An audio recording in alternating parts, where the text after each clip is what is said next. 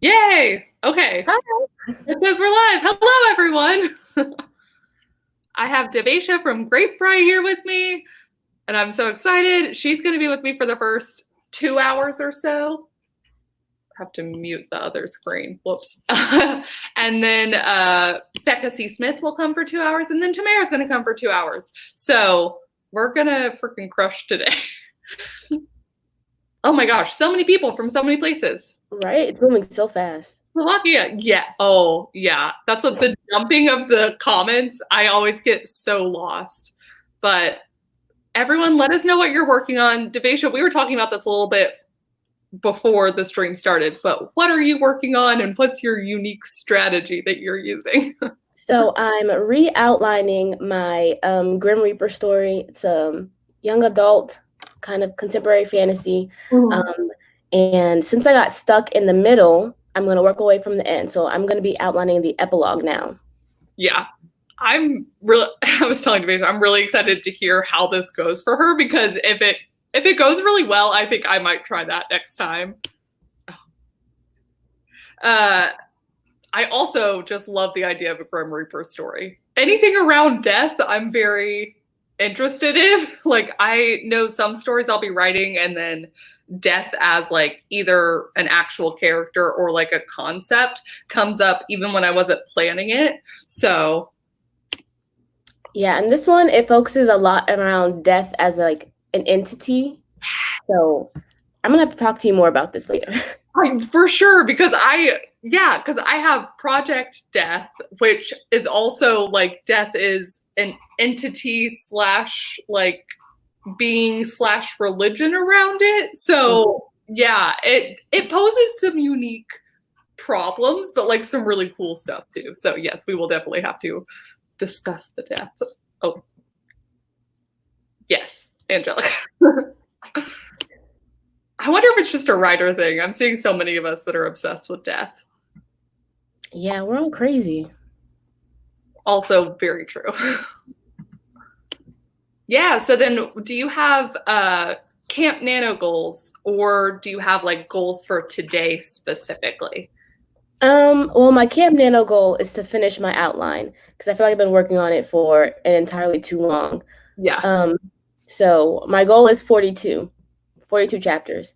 Yeah.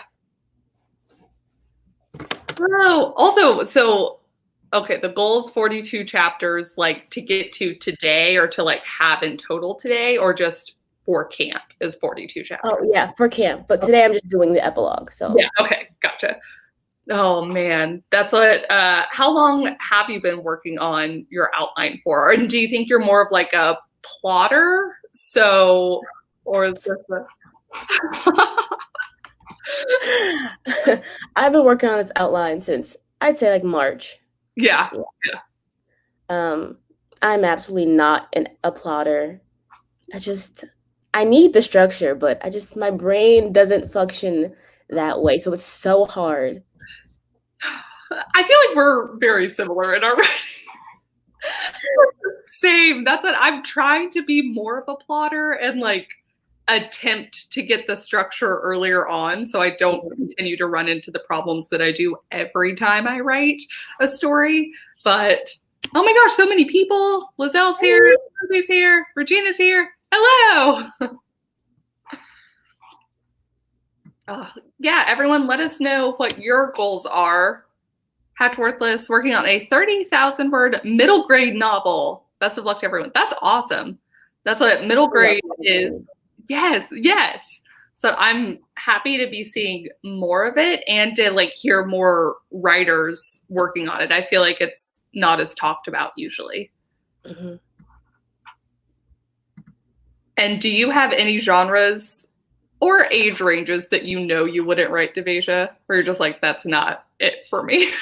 I always said I would never write historical fantasy, but then I've been percolating some ideas. So never say never. Yeah, yeah. Okay, that's what I was also going to say. I don't know that historical's for me, but I don't have any ideas for that yet, but maybe someday. You're right. Yeah. Never say never. Well, I know I'll never write nonfiction. I can barely read nonfiction. Really? So bad. Like my eyes just glaze over the words. You're like, I'm not interested. That's what I love a good nonfiction book, but I feel like the key is I want the nonfiction to read like fiction. So it takes a kind of not unique writer, but like a specific style of nonfiction that I'm into.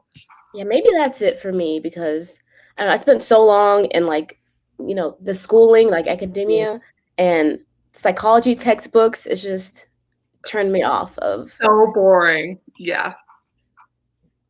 That's what Zoe loves, the percolating of ideas. Camille's goal, 2.5 thousand a day. Holy crap. Wow. That's good luck to you. Yes, that is awesome.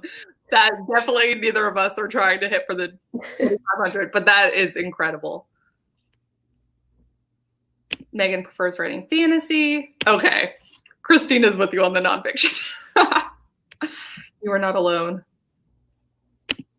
YA family.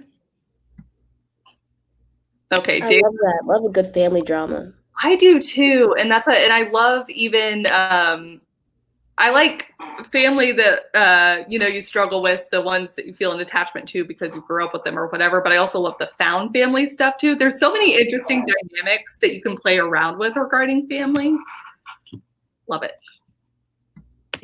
My goal is 3,000. I'm absolutely terrified. Holy crap. How are y'all doing this? Oh, it's jumping everywhere. Oh, hi, Nikki. Thank you, Nikki. Also, good luck at the first time doing camp. That's what, Davaisha, do you know the first time you did camp or did NaNoWriMo? Yeah, my first camp was last year, April. That's when I started like jumping into everyone's live streams and comments. Yes. How I found AuthorTube, really. Yeah, yeah. Oh, that's awesome. And do you have a preference between the camps versus Nano in November? I think I like camp better. Yeah. Okay. November was my first like actual attempt at like a November Nano, but I like the pace of camp better. Yeah, I'm with you there. There's a lot more flexibility in it, and that's what I know some of us were talking about the other day. You know, I don't want to rag on the website because I feel like I do this every time at this point. Same. Yeah, it's like I hate it so much. But the community really seems to come together during the camps in a unique way. Even more so, I find, than Nano in November, which at a certain point is like so hectic already. So I really like the cabin aspect of camp. And they took it away. No, I was gonna say that was my favorite part, was the cabins and like getting to be with some new people or find some new people and then check in every day. And I know they still have it technically, but I know some of us who tried it last in April this year, and it was. Yeah, I still talk to the girls from my group from last April. So I was like, okay, maybe I'll get a new batch of people that I can still be friends with. But no. Now I have to have friends already to put into a writing group. I know. Yeah. It's like, this defeats the purpose. That's what Mercer is writing an urban fantasy book. About to start it for this writing thing. My goal is 50,000. Okay. That's what I think. I'm so used to personally going for smaller goals during camp that when I hear people going for the Nano goal or more, like the 2,500 and whatever, I'm just like, how are y'all doing this? Yeah, I usually default to 30,000. I like that. 1,000 a day. Yeah. Cassidy makes cabins on the forums and tells people. That's an interesting kind of workaround. I also have been avoiding the forums because I don't like them as much now either. Yeah, and everything I've seen through the forums, like linked to the groups, will be on Discord, and I don't understand Discord at all. I was just gonna try and look into more Discord stuff too, because same. Everyone's on Discord, and I just feel like I don't know what I'm doing. And then I deleted my Facebook, so I don't have a Facebook. So I also, like, a lot of the group activities for my local region are on there, and I'm just like, I'm lost. I can't, it's not happening. Right. I saw someone is switching between young adult fantasy and a new adult assassin. I love assassins. Tell me more. Yes, that's what I was like. I will never get tired of assassins. I want all of the assassins. There's just so many things you can do with assassins. There is, and You can put them in any story. Any story, and it's gonna make it better. It also goes back to the death thing, where it's just you give us more death. Cress's Corner, I'm actually in the middle of a 24-hour write-a-thon. This is hour 1. Oh my gosh, Cress, good luck. Good luck to you. You can do it. Davaisha, would you do a 24-hour write-a-thon? I've tried several times, but I just lack the, I don't know, internal discipline to keep myself awake for that long.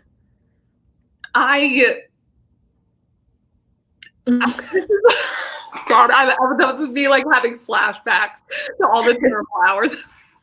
I am gonna wish you so much luck, Cress, because it is so fun to have done it, but it's not fun during it. So, do you have any tips, Kate? I don't do it as your tip. Yeah, that's what I ended up using, like voice to text in the last one, and that helped a lot. Anything so that I was moving and not laying down. Don't lay down, I guess is the big tip. Don't do it. Thank you, Natasha. And a goal of 100,000. Have 50,000 for Blast Camp 2.0. Okay. Holy crap. Oh yeah, that's what I thought you were doing 100,000 this month. I was like, how, Natasha, how? All right, well, should we get started on our first sprint? Let's do it. And then the follow-up question to that is, how long would you like to do? How long do you generally like your sprints? Sometimes I go all the way up to 30 minutes. Okay. Like, yeah, but whatever's cool for here. So we should do a 30-minute one while you're here then. That's what I heard. Actually, probably not. Okay, slow down. You're like, no. I just woke up 45 minutes ago. Perfect. Then we'll do like a warm-up one. Maybe we can ramp our way up to like a 22. Okay, yeah. Sounds good. Oh, sorry. I got rid of the current comments. I didn't mean to, but I don't know what I did. So let's see. Why am I seeing so many 1551s? Is it one person? Did I click on the same thing? Erica says 1551 too. I like 1551. Perfect. All right. 1551 it is. I don't know. Did y'all all come together to get the 1551? I have questions. Okay. 1551 it is. And then, Davaisha, I don't know how you like to do it. You can mute yourself if you want. I randomly do, so we'll see. Whatever we're feeling. I'm probably going to mute. Okay. Let's see. It would help if I had everything sort of set up already, but I don't. So just going to pretend that this was planned. Okay. Let me share my screen. And then I hope you guys are ready. Davaisha, you ready? Yeah. All right. On your mark, get set. Right.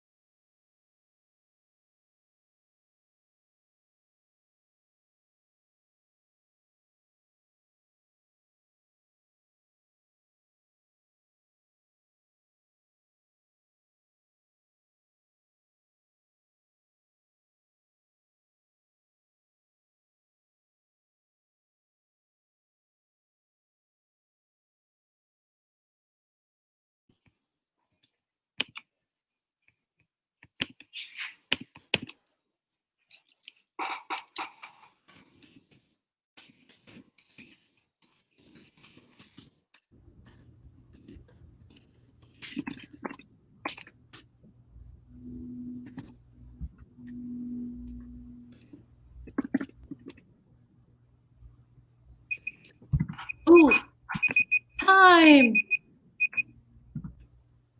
Holy crap. All right. How'd you do on the epilogue?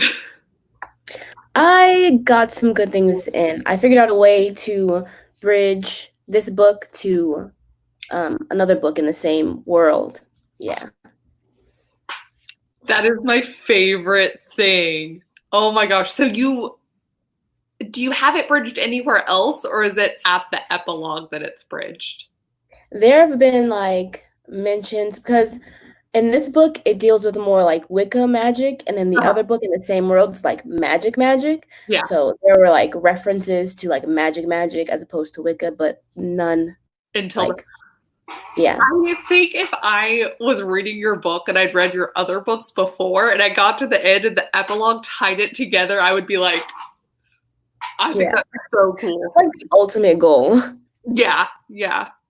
Oh my gosh, that's holy crap, people crushed it. I got, let's see, 126 words. Admittedly, I realized like pretty early on that I didn't even have a Scrivener file for this book yet because I'm just starting Meridian Maps number 4 today. Oh, it's number 4. Okay. Yes, yeah. So, and I got to call Annalisa Captain this time and like the opening paragraph, and I was like, she has grown.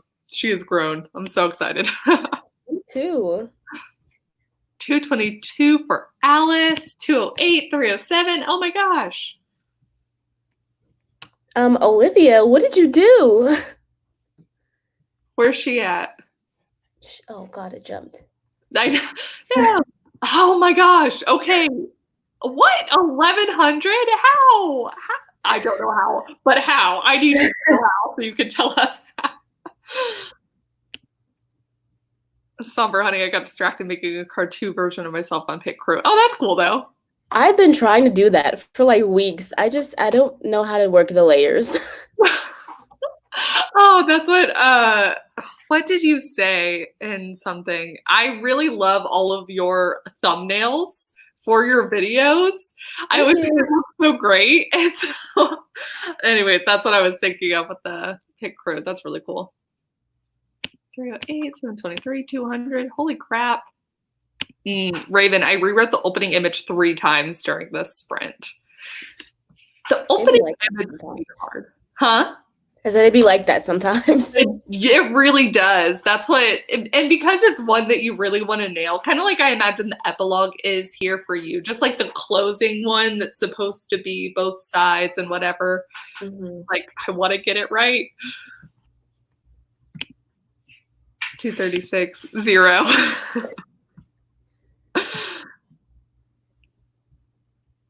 Yes, the plan is 5. So we're coming up on the end. I'm going to be really curious because I've never written a series before this one to see which book ends up being the hardest, because so far they've all had kind of their own challenges. Like the second book, it's so much of a continuation of the first in some ways, at least for Annalisa is at mentally at this stage. And then also I didn't want the second one to be like a disappointment in comparison to the first one that I find a lot of them to be. And then the third one exactly in the middle. And so it was basically like the middle of the overarching story. And so this fourth one is now like, I have to get everything set up for the final book. And it's just, I don't know. It's interesting. Mask wrote a short story as exercise. That's what, Davaisha, do you do mostly novels or do you dabble in other stuff? Mostly novels. I used to write a lot of poetry, but mostly novels. I can never make a short story short. They always turn into novels. Yeah. I can definitely see when you have a cool concept and you're like, I want to make this a full thing. I do have an idea for a short story that I know would stay short. So I think I might have to try that sometime soon. Yeah. Katie, I am using this poisoned apple mug. I love that. That is so cute. Yeah, that's what I think. Becca also has this mug, but it makes me happy. So that's what, are you more of a coffee, tea drinker? Or do you have a favorite drinking or like eating while writing thing? No, not really. Yeah. I like tea and coffee like equally, so. That's what, yesterday I had tea. Today it's coffee. Let's see. I've been on a vanilla chai kick lately. Okay, I don't like chai by itself, but when you put the vanilla in it, I am a fan of the vanilla chai. Like, I don't know why it changes it so much for me, but. And then when it gets cold, I like to throw some ice in it, and that changes the game. That's what, at home, whenever I'm making drinks, like, except that the world hasn't been this way for a few months now. But like when I'm going out places, I don't really like when my hot beverage gets to the cold stage, but at home, I do throw in the ice and I can change it up a little bit. I'm like, it's a whole new drink. Let's see. Project Death is on the back burner because I realized that I was putting a character from an old story into Project Death where he didn't belong. And the old story, like, it also just went away. So I think I just have this idea for this character that I really like. So I try to keep putting him in places, but it hasn't worked so far. So what I have to do is I have to go back and re-outline and take and like literally extract the character out of the story because Project Death will be better for it. So I just haven't worked myself up to do that yet. That's the worst, having characters you love and nowhere to put them. Yeah, and that's what I kind of want there to be, like a book where I could just put all of my misfit characters in it together and just come up with something, but so far, chai latte addict.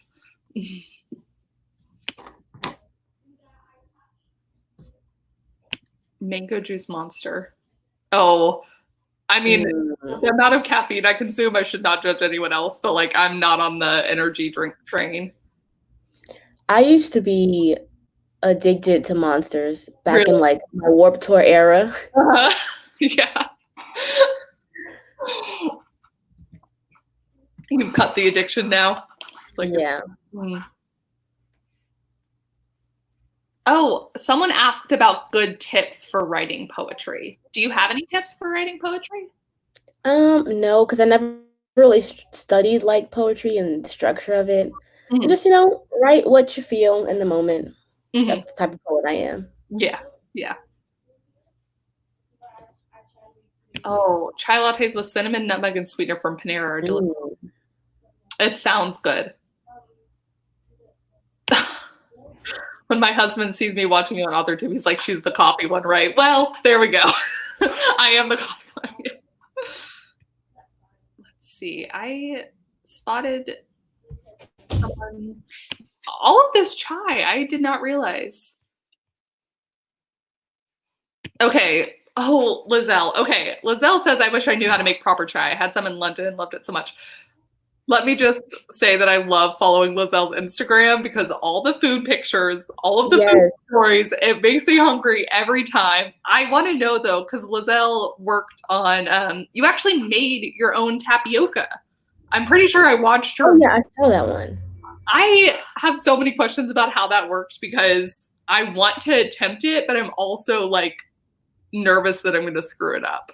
So Lizelle, I might just be like, help me please. And a comedy sketch for The Quiet Adventure. That's really cool. That's. Where are you going on the road? Yeah. Where are you going? Where is there to go? Yes, Shalina, check out Lizelle's Instagram. It is like beautiful. All her pictures are great. I know, and that's why.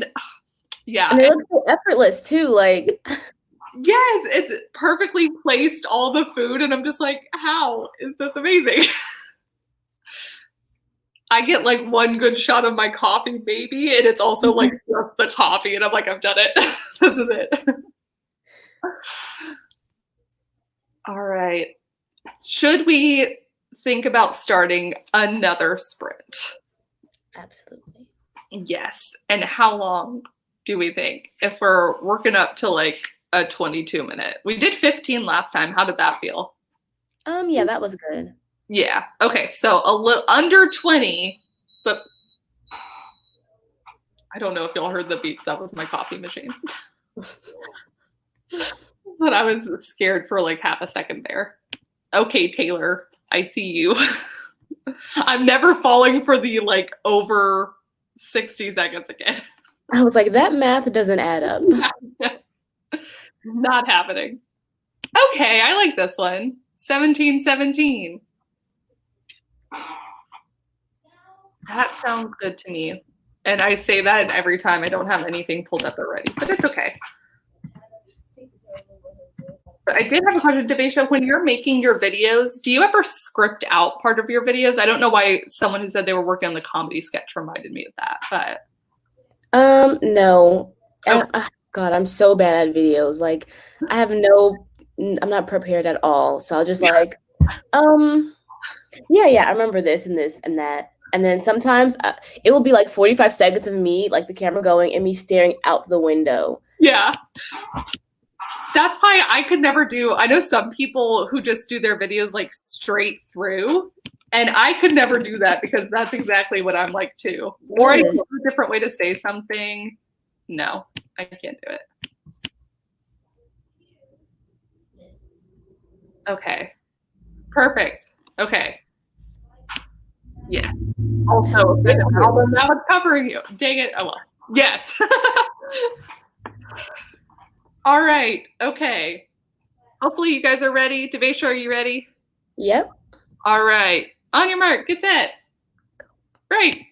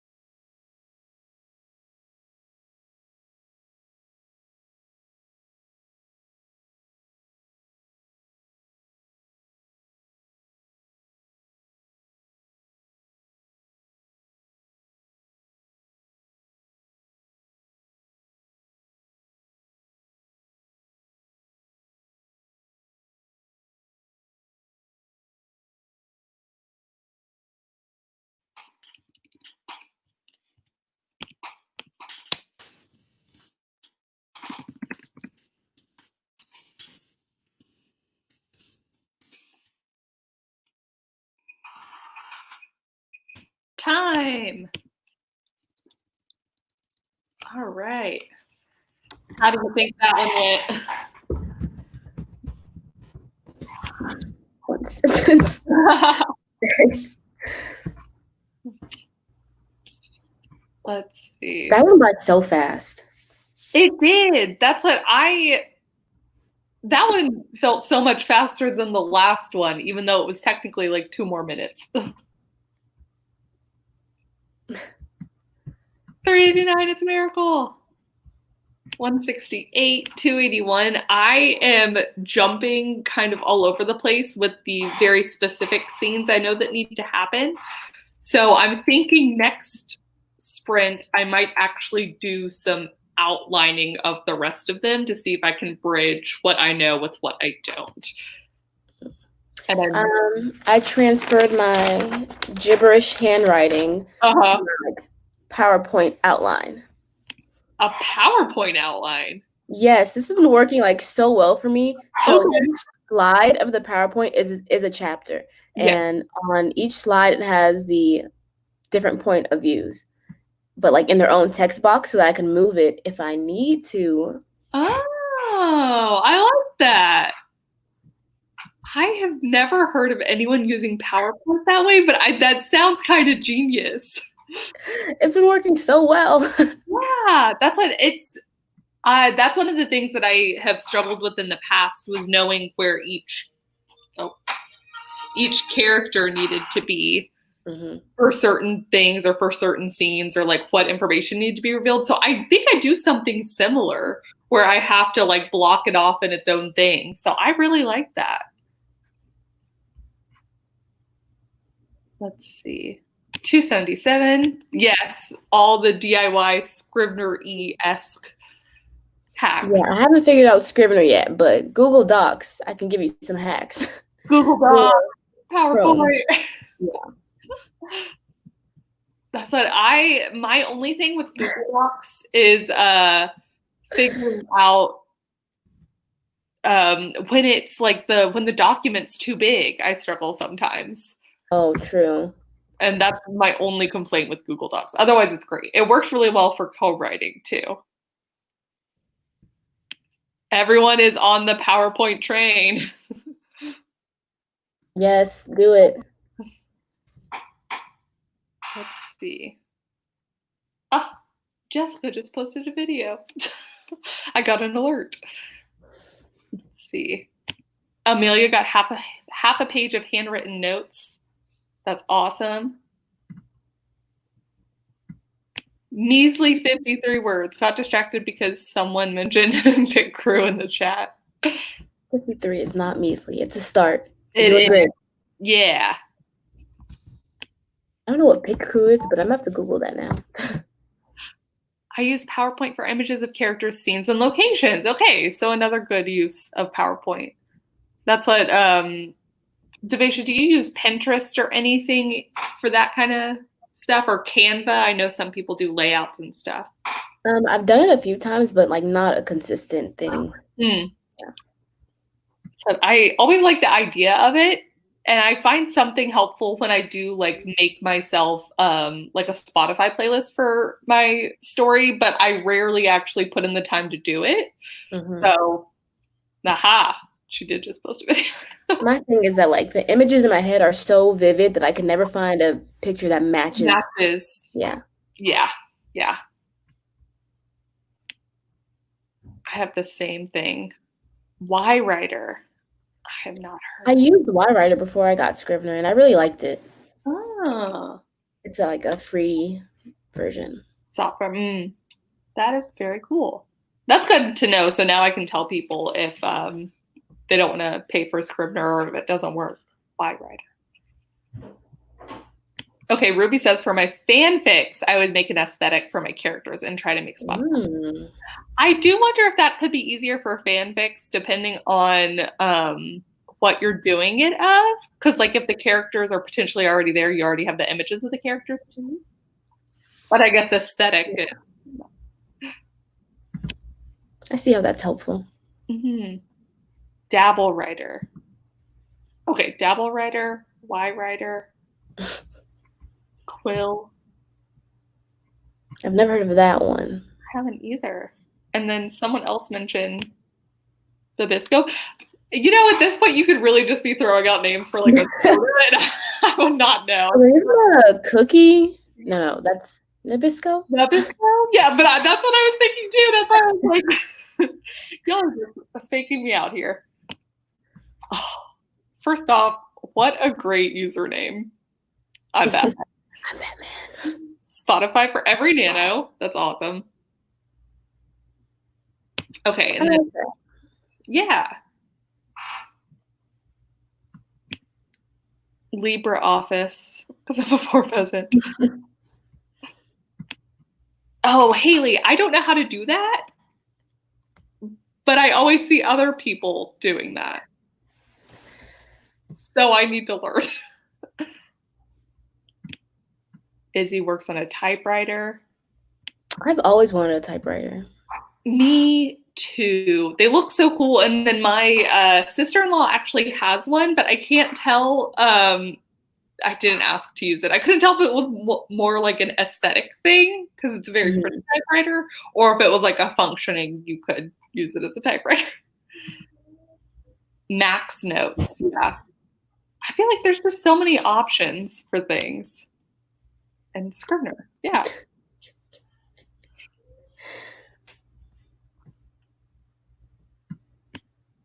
Okay, Jessica.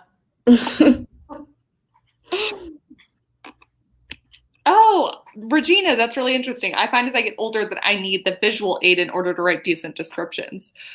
I'm terrible at writing descriptions, so what I've been doing is I always try and make it like an exercise. Like every so often I'll be like, now go outside and describe the thing so that I can actually like work on it. I do wonder how much having visual aids would help me then. So Davaisha, do you add in the description later if you also struggle with it? Oh yeah, and sometimes I have a problem with like distance. So like the distance of things from other things. Yeah. I'll have to like sometimes physically draw out like a little sketch. Do you ever, if you're writing like an action scene, do you ever have to like kind of walk it out? Yes. Okay. I've been in some pretty weird positions on the floor. Trying to figure out like how would this body lay or something. That's like, what shot me. Would I fall like this or like this? Exactly. Yeah, that's it. Or like if I punched you here, then like how does the body move? I struggle when I'm writing in public because sometimes I do it with even like trying to figure out a facial description. So it's like I have the mood that they're in. Right. And I'm trying to I was like, what part of the face does this thing? And Katie says, I try to do basic skin color, eyes, height, and the clothes. I really need to get better at description. That was part of the reason I started Project Death without like, so they don't have names in the world or names or like very special things that you can trade to death. So like you don't use them. And that was literally just to force me to get better at describing things, because if you can't use names, what do you use to reference people? But I also like doing more like defining characters. It's like, you know, someone will have a scar and that'll be their thing. Mm-hmm. Yes. I also find that that's how I'll naturally, when I'm thinking back on stuff too, or even if I'm remembering characters from other things, I'm like, oh yeah, they're the one with the scar and it's right here, or it's a whatever. It's these specific things that stand out. And Katie loves naming characters. Me too. I've always said I don't want children of my own, but I want to name other people's children. I think that's great. I don't know why. I was like, could you imagine a world where that was actually like the job? Right. I'm so good at it. You are the namer.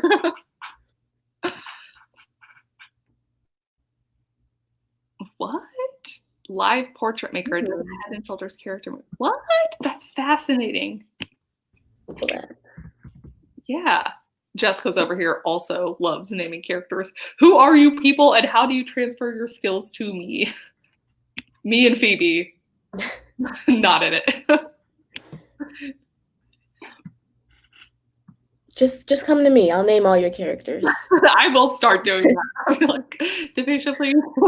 In description, I'll be like, that person feels like a Michael. So do you do any research or is it just like a feeling? You're like, this yeah, it's just like a feeling. Yeah. But if it's like specifically a cultural thing, then I'll like do a little bit of research. But usually it's a feeling. The feeling makes more sense to me. I had my co-writer, and this is one where she really cares about names. So the great thing when you're co-writing is finding someone who doesn't care always about the same things you care about. So she got to do all of the naming. But because we had a shared Google like file folder, I got to see what all went into it for her. So much research, so much like finding the perfect name and all this stuff. And I was just sitting here like, my goodness. Actually, for this story I'm working on, the main character, as we were speaking earlier, like characters we love, we try to put in different stories. It was a different main character named Gemma that I wanted to make a story for, but she just didn't fit. And I couldn't find a name for this character because I said she would look like 15-year-old Taylor Swift, and that name like really didn't fit. But then I was on a live stream and someone gave me the name Maybell. I was like, yeah, that fits. Like this is set in the South and it's like very religious. It does like a Maybell. So that fits. And then I was like, okay, I would need a nickname for that because what 15-year-old would like to be called Maybell? And so then I saw something with Maisie Williams, and that's how I got my character's name, Maisie. I like that. So it was just kind of like a roundabout finding. And Maisie is a pretty name. I just love a 15-year-old Taylor Swift. Okay, baby name websites, yes. So Mercer loves naming characters. What is your favorite part of writing? My favorite part? Yeah. I guess it's the like discovery drafting part. Yeah. Yeah. That's what for a long time, I think that was my favorite. I think it's still the easiest for me, and it's like the most fun in a different kind of way. Now my favorite part, I think, is the first revision, where like I've reread and I find all the stuff I love, and I'm just now putting in the new stuff I love even more to make it better. But then after that, I still really struggle where I'm like, now we're getting into the more like minute changes and what's wrong structurally with stuff. And I'm just like, yeah, that's where I am, like the first round of revisions. I've never made it past just the drafting part. Yeah. So. Yeah. Yay. That's awesome. Oh. Drafting. Okay. Drafting's the most fun. Love drafting. I'm a pantser, so just writing is fun. I hate editing. Yeah. Oh, Anna likes coming up with character backstories. That's how much of your characters do you know the backstory of, or like before the book starts, how much do you know about their life? Before it starts, I'd say like 60% of it. Okay. Yeah. But it's all in here. It's like nothing's written down. Yeah. Yeah. And then I know backstory for characters that like have one scene. Really? Yeah. Yes. Like I know why they got to here. Katie, brainstorming and naming characters along with character profiles. Yeah. I can't do the character profiles with like all the questions and stuff. It's not helpful for me. That's the times I've done it, what will work is if I just go through, like if I read through all the questions and I'll find like 3 that stand out to me because I get an immediate, then it's helpful. Actually filling out the whole thing is not helpful to me either because I don't care about most of the stuff and I'm just like, or I already know it and I'm like, well, this isn't. Like, what's their favorite color? Who cares? I'm about to be stabbed. Yeah. I need to make solid backstories. Yeah. I just love hearing how different we all are with things and the different things that we love about it. Okay, and Mercer likes torturing their characters. I'm not there yet. I haven't put anyone through any serious damage. Is there like damage to come? No. Like they're gonna be okay. They're gonna go through like some sadness. Yeah. Just, they'll be all right in the end though. Yeah.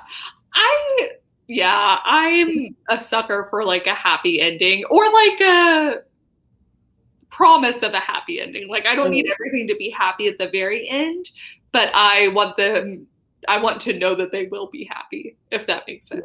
Yeah, Or that's what with the epilogue, I guess. I've never written an epilogue for a story before, but I have liked them when I've read them. So I think how much distance is between the end of your like story and then the epilogue? I'd say like a couple weeks. Okay. Yeah. And this is gonna have a sequel, so I wanted the epilogue to like, do its thing. Yeah. Yeah. Yeah. Becca, I don't kill many characters, but I do torture them a lot. It's very true. This is what I have read Riser, and I know how much you torture the characters in that. Freya, I love creating conflict between characters and leaving the reader to figure it out. Oh. I like ambiguous endings. Yeah. What? Jessica said, I'm a murderer. You are. You're like a serial killer, just the way you go through everyone. I mean, when you have like 500 characters, you gotta cut it down. What do you do? Yeah, really. I wonder if the goal is like 60%, they're gonna die. Emotional torture. Yes. All right. Well, I think we should get started on another sprint. So, do we want to go for the 22-22 now? And then we could do like a real quick one at the end? Or what are you thinking? Let's go for it. 22-22. Okay. 22-22 it is. Let me share my screen.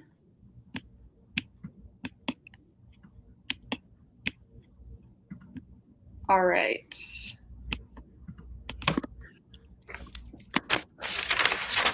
First print.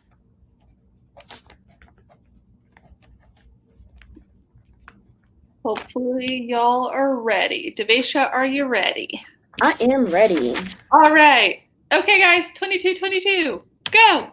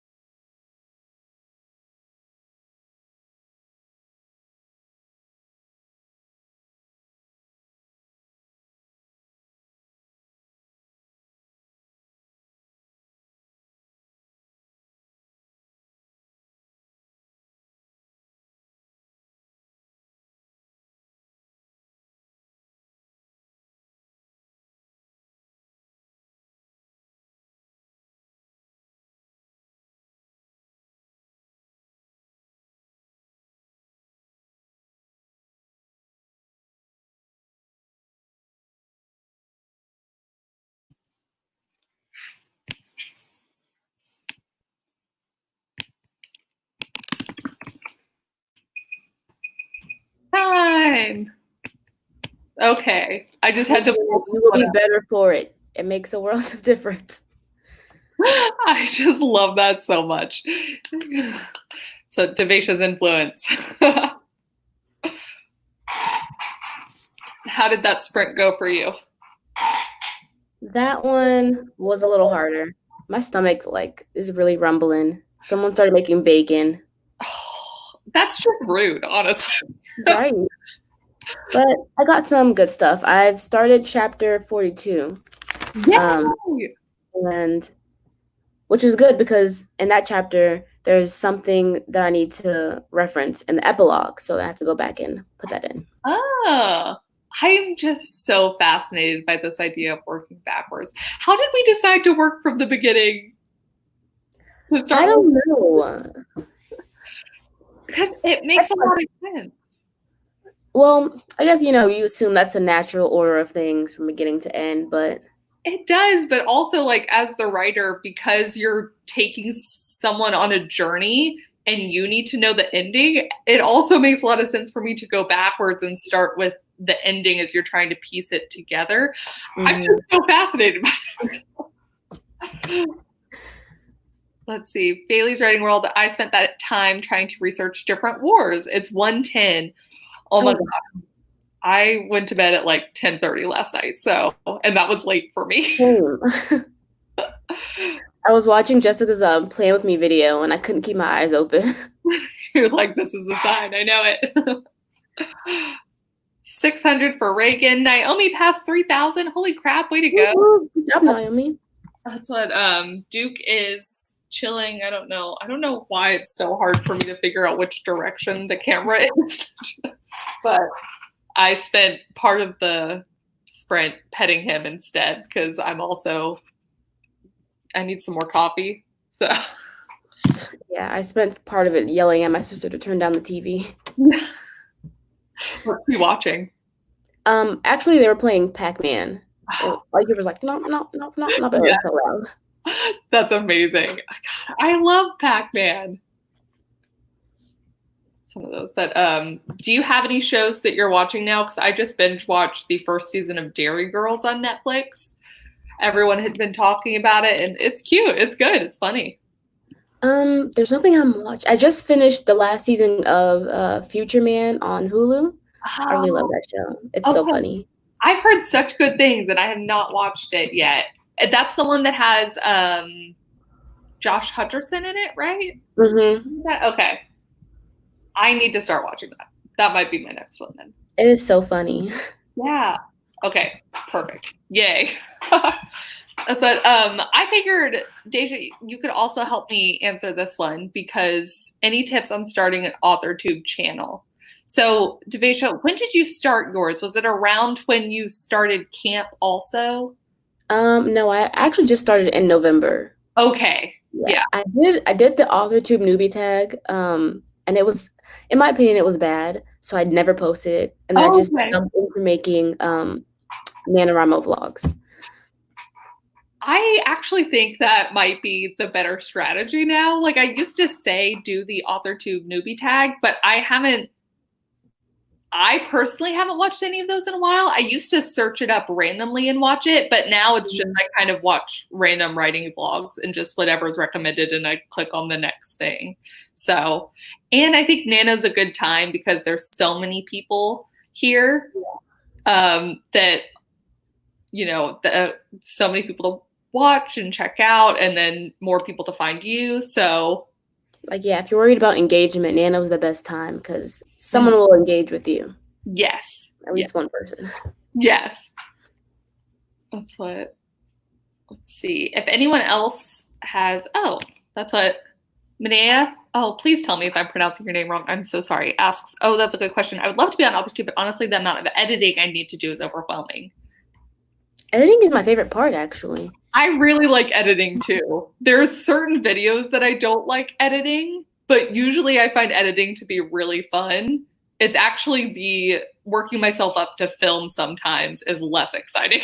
I like having filmed. So and the setup. If you don't have a tripod or stuff, stacking books is the worst. It sucks so much. Yeah. And like getting the right height of stuff. And you're just like, it's a pain. But you also don't need any fancy cameras or anything. I know a lot of people still film on their phone, and I did for a really long time. So Yeah, I just use my phone. yeah, yeah. And that's what do you edit on?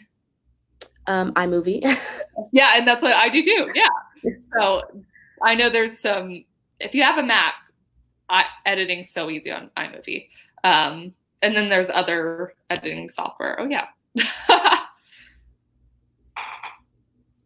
That's a good question. I'd love to hear what other people use if they don't have a Mac. Mm. And then also because live streams are so popular now, and it's always so fun to like hop into a live stream, I think it's a really good time to start doing that, especially during Camp NaNoWriMo too, or any of the NaNoWriMo months. And that makes it easier too. So if you're not wanting to edit anything yet and you just kind of want to be a part of it, I don't know what the rules are for how many subscribers you need before you start live streaming. Oh, is there a rule? There might not be a rule, or it might be like 100. I don't know. I can't remember. They change the rules all the time that I get confused. So.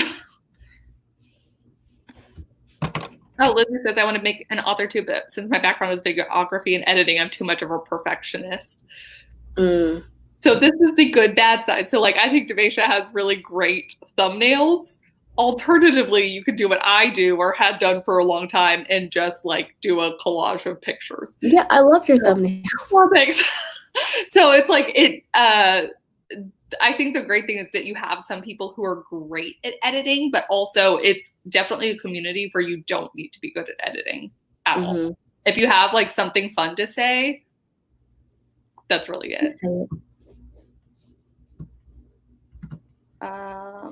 Scroll.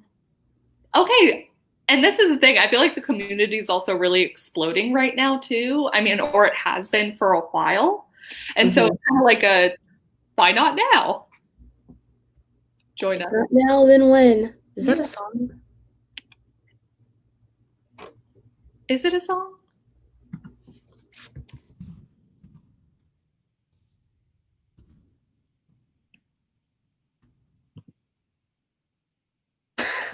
I have Future Man pulled up. A bit. Maybe people in the comments could tell us if it's a song. Mercer says, I've always wanted to do author too, but I have no idea what I'd do in it. Vlogs, if you want to do like topics or challenges. I know some people have like, you can talk about tropes. You can talk about what you're writing. You can find what other people have done. Just talk about whatever you want. Yeah. Because that was my thing too. I was like, I have nothing to say. But yeah, and then and that's the other reason if you wanted to start during camp or nano, it's like a built-in thing to talk about.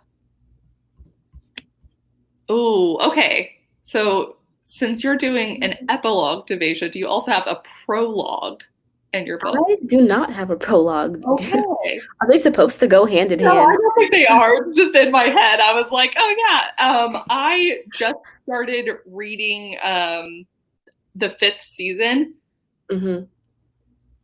I don't want to overhype it because I'm only on the 3rd chapter, but it is so good. And it also has a prologue in it. And so for a long time, probably longer than like I'd like to admit, I thought prologues were kind of lame and I would sometimes skip them. Yeah. Yeah, I think I just read too many fantasy books where it felt like the prologue was entirely just explaining the world and it wasn't as interesting as the first chapter.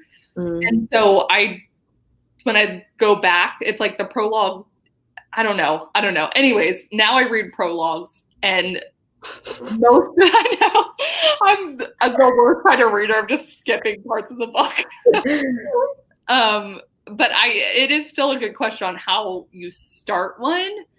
And I'm always curious there's usually like a time gap between the prologue and like the start of the book. Right. I don't know though. Me either. I've never written one, but I don't mind reading them. Yeah. you know, like a normal good reader. Right. I start the book at the beginning. Yeah. Like, what's wrong with you? Does anyone else skip prologues? Am I alone? I think you're alone in that. Let's see. Okay. And by the way, Jessica says Windows does have a free editor. So I think whatever editing comes with your computer should be fine. I thought they got rid of Windows Movie Maker. I thought they did too, and then people told me they brought it back. And Windows Movie Maker is what I initially used when I didn't have a MacBook. Tinnabean Fly says, I don't edit. I usually film in one sitting. I have no idea where to start for AuthorTube or what you're supposed to do. I think this is one of those that, like with anything, kind of like when you're trying to figure out how to write, it's like a mix of doing it and also like research. So watch a little bit more AuthorTube. You can go back to people's like, I was about to give advice that I don't know is good. I was going to say you should go back to people's like the start of their channels to see what they did. But I feel like the community's changed so much, like with how popular live streams are now and how popular experiments and vlogs are now, that maybe just watch what a lot of people are doing and figure out what you like and what you want to try. And let's try. I think I made like 2 or 3 videos that I never posted before I finally posted one video. And Davaisha said she never did, or she filmed the AuthorTube newbie tag, but never posted it. So I've been thinking about posting it because it's a little bit funny. I want to see it now. I have really loved on BookTube, people are doing the BookTube oldie tag that they made off of the BookTube newbie tag, and I think it will be really fun when there's like an AuthorTube oldie tag. And I like comparing how much I know people do like their AuthorTube anniversary kind of videos and just how much they've changed and their writing has changed. So it's always fun to see what I said in my AuthorTube newbie video and then what I think now, where I'm like, nope.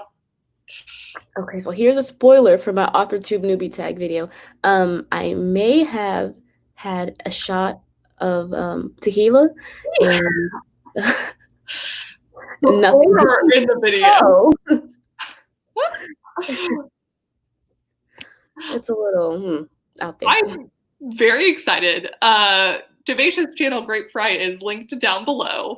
So y'all should definitely check it out and also wait in apprehension as she posts that video. I want to see it. Let's see. We have 8 more minutes. Do we want to attempt one more sprint? Let's do it. Let's go for it. Okay.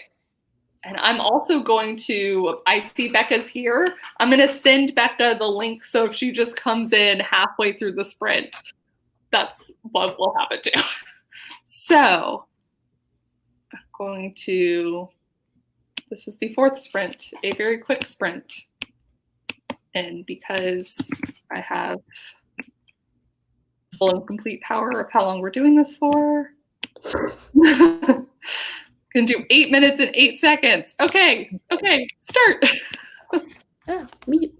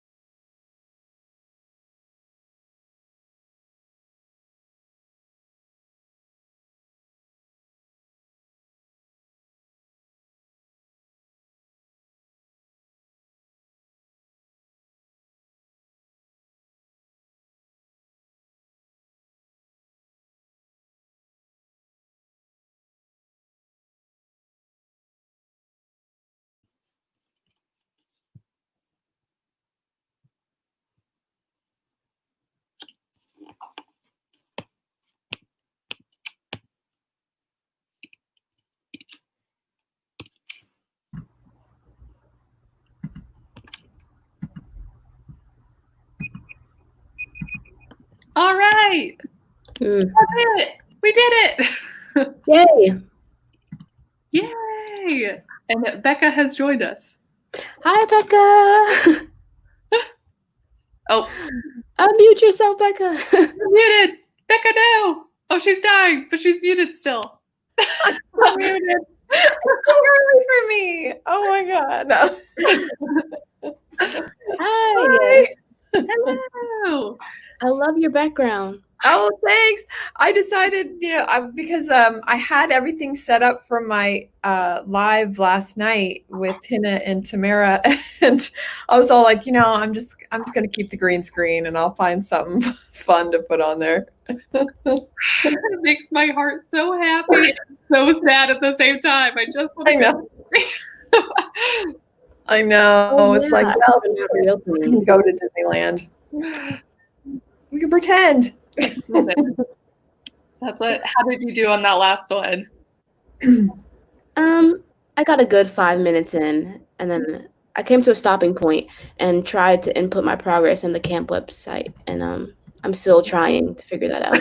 It's like a mistake. It's a mistake. Oh.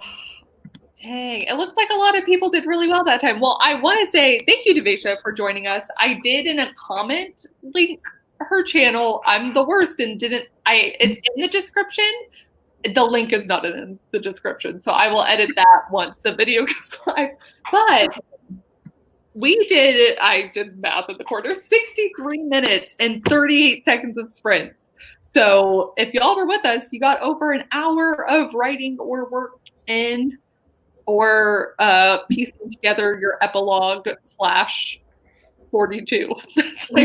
42. Isn't that the answer to something? The universe. Yeah, the answer to the universe.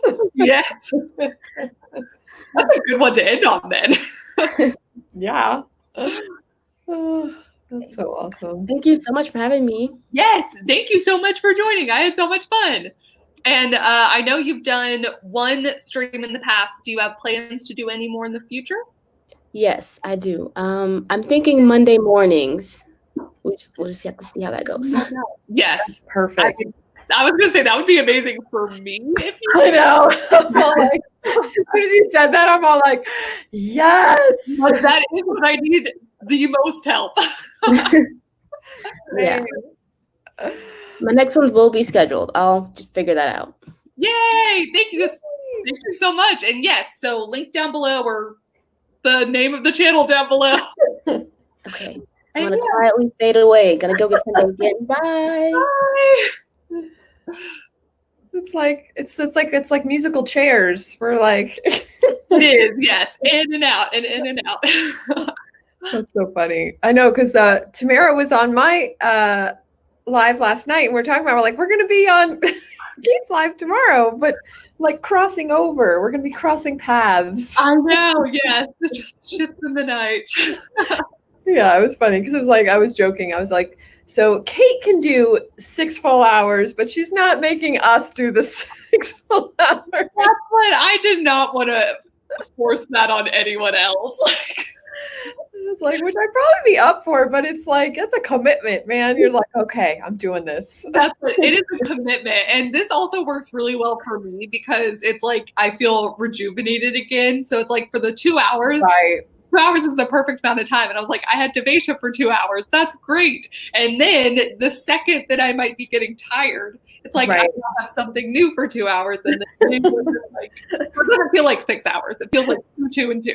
Yeah, I was going to say, it almost just feels like just 3 separate lives, you know, and you don't really think about it as much as like one big live. So exactly. That's what I'm tricking my brain. Yes, it's good. The real question is if I'll feel that same way at the end. For now. But you'll have done 6 hours of work, so you can literally take the day off and feel totally justified. That is the hope. That's the goal. I have a Disney puzzle calling my name, and the second is Fairy Girls. So I plan. You know what? It's Snow White, but I do want to find one that's the castle. I love that. I know. Well, the boyfriend was looking because my birthday is in like 2 weeks, and so he was looking for the castle Lego set so that we could do that together. That was amazing. Yeah, but it's much like all the puzzles, like everyone ordered it, so there's still like a month to go. Oh my God, that's funny. I didn't even think about that puzzles and Legos would be like puzzles I can see because like I know a lot of people that do puzzles, but Legos, yeah, I could see that. Right? Oh my gosh. So, because it sounds like you guys are going to get locked down again. Oh, I cannot begin to tell you. There's so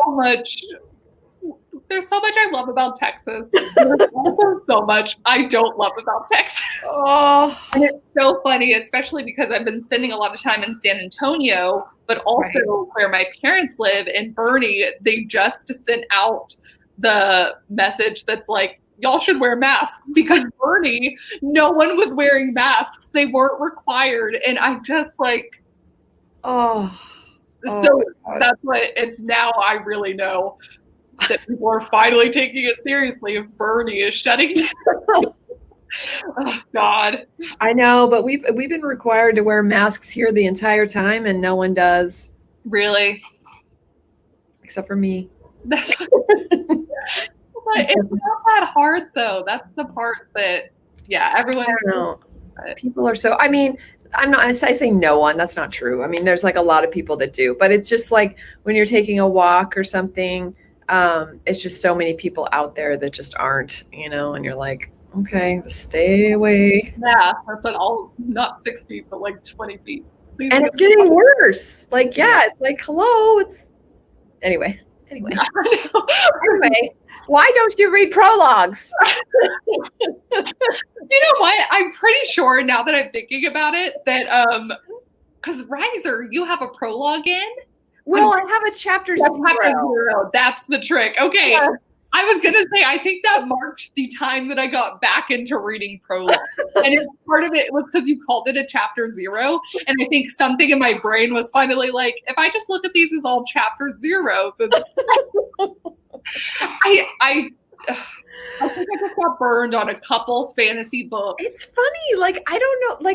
Because for me, like, I couldn't imagine, I know it, but I can't imagine not reading prologues because usually, I don't know, maybe this isn't true for most books, but the books that I've read, if I hadn't read the prologue, I mean, so much of the story would be just not like I wouldn't get it. I wouldn't understand what was happening, or like the big punch where you're like, oh my God, you didn't have any of those moments. I know. I think, and this is always the thing where I'm sure it was just like the perfect storm to get me to stop.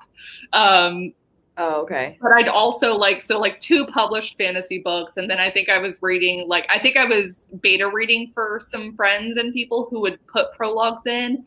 And they didn't need to be prologues. And to be fair, that's beta reading. And beta reading, there's a lot of stuff that you don't need, that you don't realize, and whatever. So I think it was just so many things all combined. And I was like, screw prologues. But no, they're good. And Mistborn has one. I was glad I read that one. Oh my God, yes. And that's what, and the 5th season has one. I'm very glad I read that one. Anyways, so I just never thought of them as optional. Yeah. Like introductions, I'm optional. Like I don't read those because they give away too much of the book. And so I'll read the introduction after the book if I want to, because then I'm like, because then when you're reading it, you realize how much they gave away and you're like, thank God I didn't read that first. Yeah. But prologues are they're part of the book. Like it's not like an optional thing. Right. No, I feel you. Like I've never heard of it. Like that's why it just surprised me, because I've never heard of it as being optional. Like I'm like, people skip prologues? Oh no. Greg says I often read prologues halfway through a book. I just don't care about any of the backstory at the start. Give me the real story first. And I think that's what it usually is. It feels like it's not the real story, so it doesn't feel important. Or like the prologue is part of the real story, but it doesn't come up until halfway through, and I'll have forgotten what was in the prologue. I'm like, this totally different thing. Okay. I guess because I've read so many books with prologues, like even like the prologue that, because we do have prologues, but they're like a page. We have a prologue in like every one of our Hint in our books, but they're not backstory. They're just like a slice of the other character before we get to the other character. So it's actually like, I guess, a chapter 1, just a very short one. So if people skipped it, it'd be bad. Maybe I'll do a poll just to, because I think it's those kind of speaking up, but I'm pretty sure, most people are like, it's not optional. But it's so crazy because I didn't even know. See, I didn't know that any of them were skippable, because every one that I've ever read is like so important. So maybe it's just the books that I'm reading. Like I happen to look out that that's what it might be. Okay, I'm gonna set a poll up, but I feel slightly vindicated that I'm not the only. Yeah, no. When you said it, I realized that if you do that, then you cannot be the only one. Yeah, no, there's no way you're the only one that skips prologues. Yeah. So then it just fascinated me. I'm like, people skip prologues? Well, and that's why, so like Davaisha writing an epilogue, I would never skip an epilogue, because they are very different things. I know, that's why I was just like, well, I don't. Yeah, no, it's funny. Obviously, it's like a real thing for some people. Like they're just like over it. Like I definitely skip intros, like for sure, always. Oh, I didn't your mug. I should have brought mine. We could have been like. I know. That's what I said. I was like, I'm pretty sure Becca has the same one. Love that mug so much. And it's so creepy, but I love it. So perfect. It just makes me happy. That's what I keep like wanting it to be, the fall and Halloween and everything already. Like I'm over the summer. And it's not even. It's the 1st day of July. Oh God, I know. It's so funny. Yeah, it's so funny how many people just skip prologues. Well, good to know. Maybe I won't put prologues in my book anymore. Yeah, I guess that's the... Too late now. But who are you writing for? Okay, and Lizelle again. I love epilogues would never skip. Yeah, okay.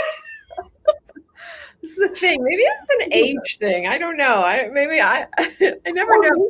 Although I think it's actually an all person thing, because it's like you either like them or you don't, probably. Well, or sometimes I wonder if there is something that if we were all reading kind of the same books at the same time. And you know how publishing goes in waves? It's like there could have been a lot of books that randomly had prologues that felt at the time that they didn't need them. And so all of us that read them at this age were like, we're like, no, refused. But again, Grace, yes, the 5th season is a great prologue. Okay, that's all I've read so far because I just finished Tamara's book, and so now I just started 5th season. So I want to read Tamara's book because I love cozy mysteries. So good. So I think that's what I'm in the mood for after because after the 5th season and after Well of Ascension, 2 fantasy books, I think I'm going to be ready for something just this is perfect for that. It's so good. It's like, suspense, funny, lots of pop culture references, which I love. Yeah. It's perfect. Yes. Little fun. Everyone read the 5th season. Yes. Well, Becca, are you ready for a sprint? Yes. Yes. Actually, it was good that I was on the stream beforehand. Which of course, and then I was muted when I came on here, but I was like, I still heard the stream because I had it on the, and it wasn't until I heard you guys say that you couldn't hear me that I'm like, oh, what's happening? So I'm back in the zone. That was good. It was a good warm up. Yeah. So then, so we've already done the warm up sprint for Becca. Then how long do you want to go for? Because you guys do some longer ones, and I am willing to ramp up to a long. Okay, yeah, because I mean this is the middle chunk now, so I'm always down for the long ones. So it's up to you guys. Like, I could do a 30. Okay. I think we got to do something around a 30, y'all. You got to do it.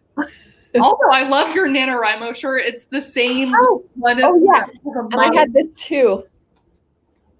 Yeah. Although it kind of cuts off from the screen, but hey! Decked out.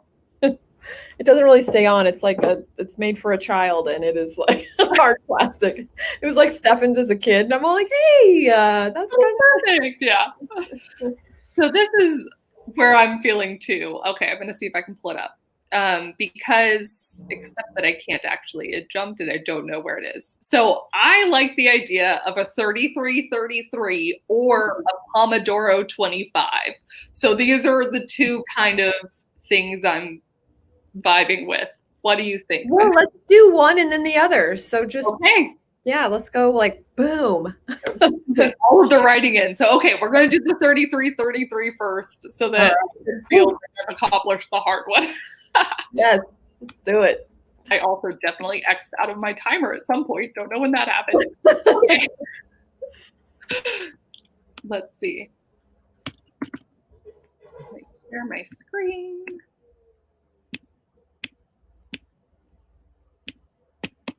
Okay.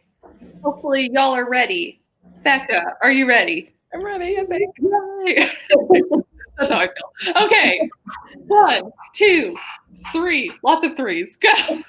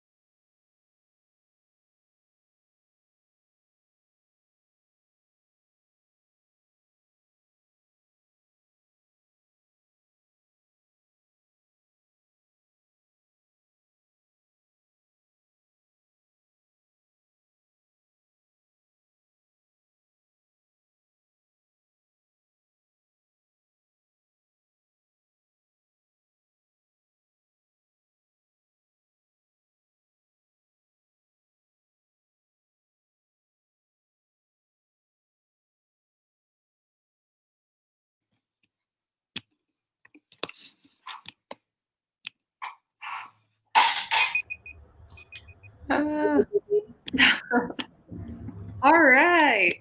Dang, how'd you do, Becca? Good.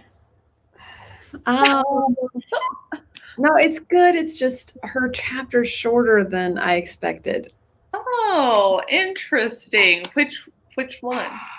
Because I'm working on Hexsphere and I'm alternating chapters now that I added the second POV. Yeah. And I wanted both POVs to be roughly around the same amount. Yeah. But the first girl, her chapter's about 4 to 5K. Mm-hmm.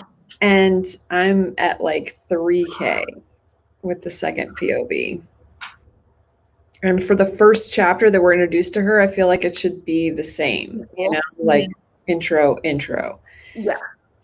So I have to figure out what I possibly need to add in her first chapter. Does just as much happen in the two chapters? Like, do they? I mean, in the first chapter with the first girl, a lot of action happens. So that's why it's a little bit longer. Whereas the second chapter, which is the second POV, it's more of a reaction to what happened.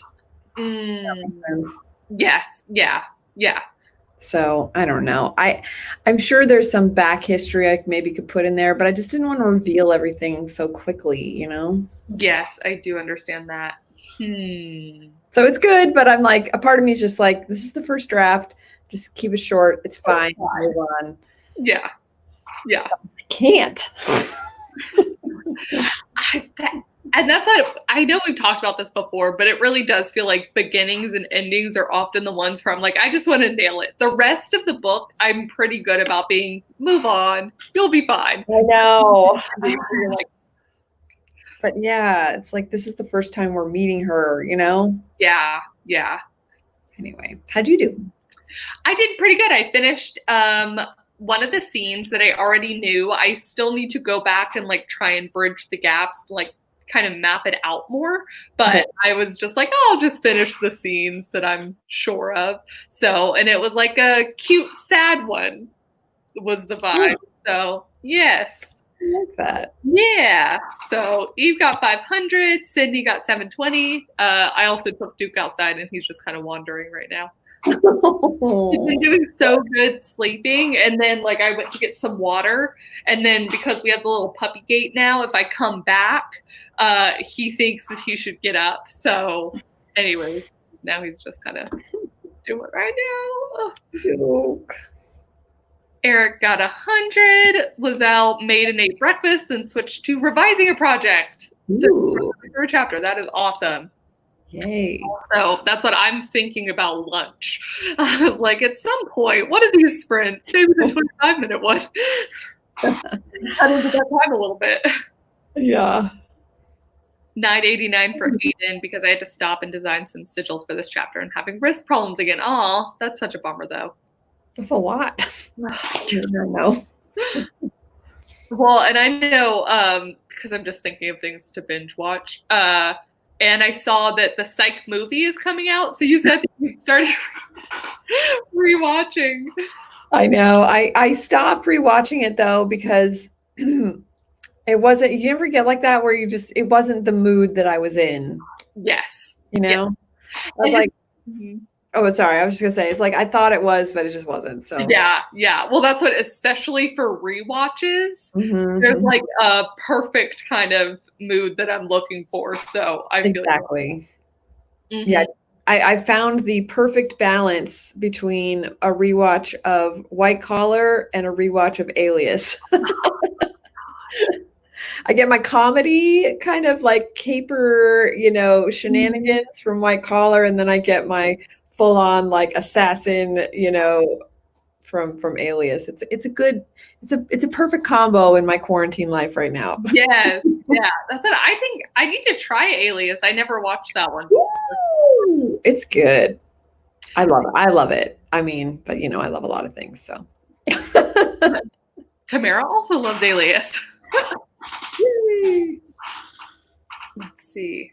Oh, I saw someone got one grilled cheese and 355 words. Grilled cheese sounds so good right now. That sounds so good.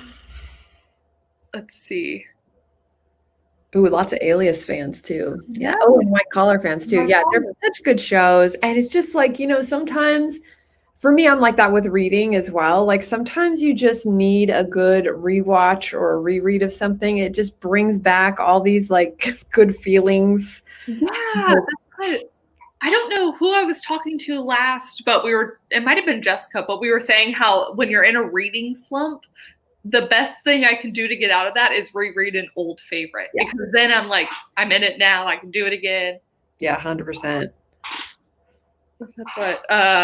And the thing I've appreciated about Dairy Girls is that the first season was only 6 episodes. I think the second season was only 6 episodes too. I'm kind of the opinion that like we should get more into like the UK format where the seasons aren't as long. And Becca's like, I want all of the TV. I hate that it's gone from 22 episodes to like 13. I'm all like, you just half the season. Like, more. But it's so much work, so I totally get it. But. Yeah. I think it's just because there's some shows that I love, but it definitely feels like there's episodes you could have taken out and nothing would have been. Well, not in Alias. Oh, okay. Because it is a continuous, it's not, there is no like procedural aspects about it.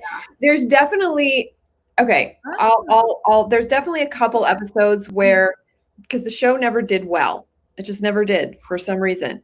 And even though it's a great show. And so, but it was one of those like Arrested Development where the network just believed in it so much because like, it's so good. We have to keep this show on the air, that they kept it on the air. So they would have these random episodes where they're like catch-up episodes for people who, because it's a serial, like it literally is episode to episode to episode to episode. So if you miss one, you are lost. Like Stefan comes in and he's all like, who is this? What's happening? He has no idea what's happening. Yeah. So they'll have these random episodes where they're like, do you remember when you had that time where, and you're like, oh my God, no. But then they mix it. It's horrible because they mix it with new stuff that's so juicy, so you can't skip it even on the rewatch. That's kind of genius, though. I know it's annoying. So that's the only thing that is like, why didn't people just watch the show so we didn't have to have these stupid episodes randomly? Yeah. But I'm willing to put up with it. Yeah. Oh, Dairy Girls, yeah. I have one complaint about the show, and it's just one, but it's like I realized I have this problem with other shows. The one character that gets like just kind of picked on by other characters, and I say this as someone who loves Parks and Rec, and like we haven't seen. So there's a character there who just gets picked on, but I actually like it in Parks and Rec. Whereas this one, I think it almost frustrates me just a little bit, and in other shows it would just frustrate me. So, but it's such a good show that it really isn't that big of a deal. Yeah, I know. I like it like that too, though. Ooh, William, Burn Notice. I just finished rewatching that. I love that show so much, and that's why I had a hole in my heart because I just finished rewatching Burn Notice, and then I felt this emptiness and I needed something to fill it. So literally White Collar satisfies the procedural part of Burn Notice, where it's the capery part. And then Alias satisfies the spy aspect of Burn Notice. So literally if you notice, Alias and White Collar are the combo. I never did finish Burn Notice. I loved Burn Notice, but I didn't finish it. You should, because I did that as well, and then decided to a while back, and I was like, because it switched. Like the last 2 seasons went from procedural kind of funny, like White Collar-y type thing, to the last 2 seasons where it just got heavy and stressful and like not procedural. He's not helping anybody anymore. Yeah. And it's like it's really good to finish out the story because at the bottom line, he's a Burn spy and you need to know what happened to him. And so it is totally worth it, but it does turn into almost a different show. Okay. Well, that's what I was talking yesterday. I talked about stress and shows. I started watching MasterChef, and I was watching it until like, I don't know, 8, but it stressed me out so much from the challenges. Like all night, like it was just so I've learned something new about myself that I can't watch. So funny. So maybe I'll go back to Burn Notice, and then I can move it to Psych at like 6 p.m. Well, see, that's why I thought after Burn Notice that Psych would be like, okay, it's going to satisfy my pursuit, but it was too light. And then it was just like, no, like this is not, I'm not feeling, like I was feeling it at first. I was like, oh my God, this is so cute. And I was thinking when I texted you, I was like, I love it like so much. And then it was just like that weird level of just like, it's not satisfying that itch. So. Well, and that's what, and I know how you feel about The Good Place. I need to see, didn't Burn Notice and Psych come out around the same time? Yeah. Or did I just watch I was like, I watched them around the same time. And so they're kind of linked in my brain sometimes. Yeah. Yeah, no, totally. Well, USA, it was kind of like they were having their heyday. Yeah. Oh, so many good shows. Oh, Warehouse 13. That's the other one I was thinking of rewatching. I love that show so much. And it really ended, even though at the time I was a little depressed by the ending, now thinking back on it, I'm like, it really was a good ending. So I don't think I ever even have heard of that show. How did I? Oh my God, no. You would love that show. What is it? Your show. Oh my God, it's like Indiana Jones with like you know the warehouse at the end of Indiana Jones? It's like what do the people that work there do? Collecting these artifacts that are like, oh my God. And it's written by Jane Espenson, who wrote like Buffy. Who wrote like Buffy, Battlestar. Like, I mean, she's amazing. Okay, so get on it. That's what I'm hearing. Oh my God. Yes. I can't believe I never heard of that. I know, like I could see you not like watching it, like hearing about it and being like, "Oh, I'll watch that later." But you haven't heard of it. That's I clicked on the wrong one, but let me see. There we go, Bugs. I love how passionate and excited Becca gets about a healthy thing. I know. I was watching actually Marissa Mohi's video on fandoms, and she's like, well, I'm a little older, so I don't really have like that crazy fandom for things. I was all like, I'm like 10 years older than you, Marissa. What does that say about me?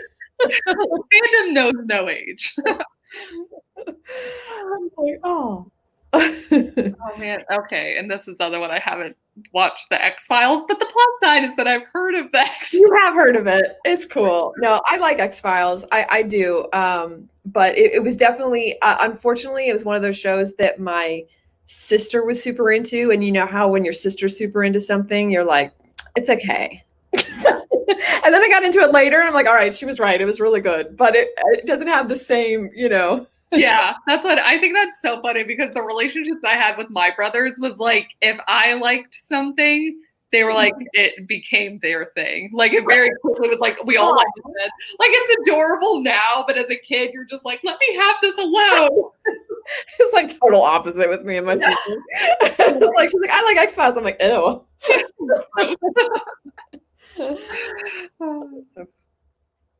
Oh my gosh! So yeah, we probably should do it. We're talking about it. Yes, that's right. Okay, so then the question is, do we want to do a 25-minute or do we want to do 25:52? Are we going to go crazy, or are you using your Forest app? Or I did the I just did 30. 30. So, okay. Yeah.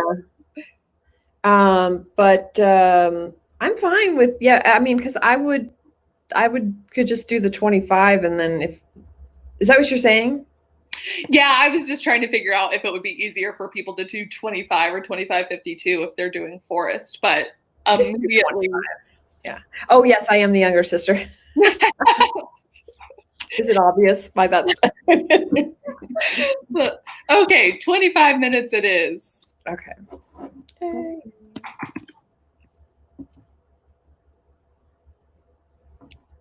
This is our 6th sprint. Oh my gosh. Is it? Oh. It's only number 2. Although I started pretty early with you guys, so I think I've got most of the sprints in starting early. You really did. I was shocked. I was like, it's like 7 where you are. I know. Which for most people isn't that early, but I'm all like, It's early to like get into the live stream, yeah. I find. Yeah, that's true. Are you ready, Becca? Yes. Yay! All right. And go.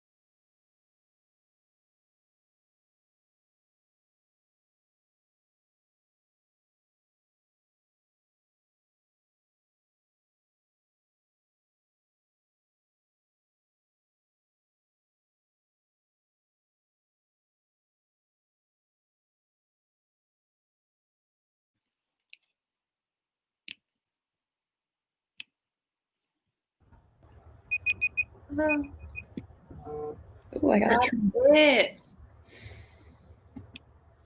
Yay! Yay! How'd you do?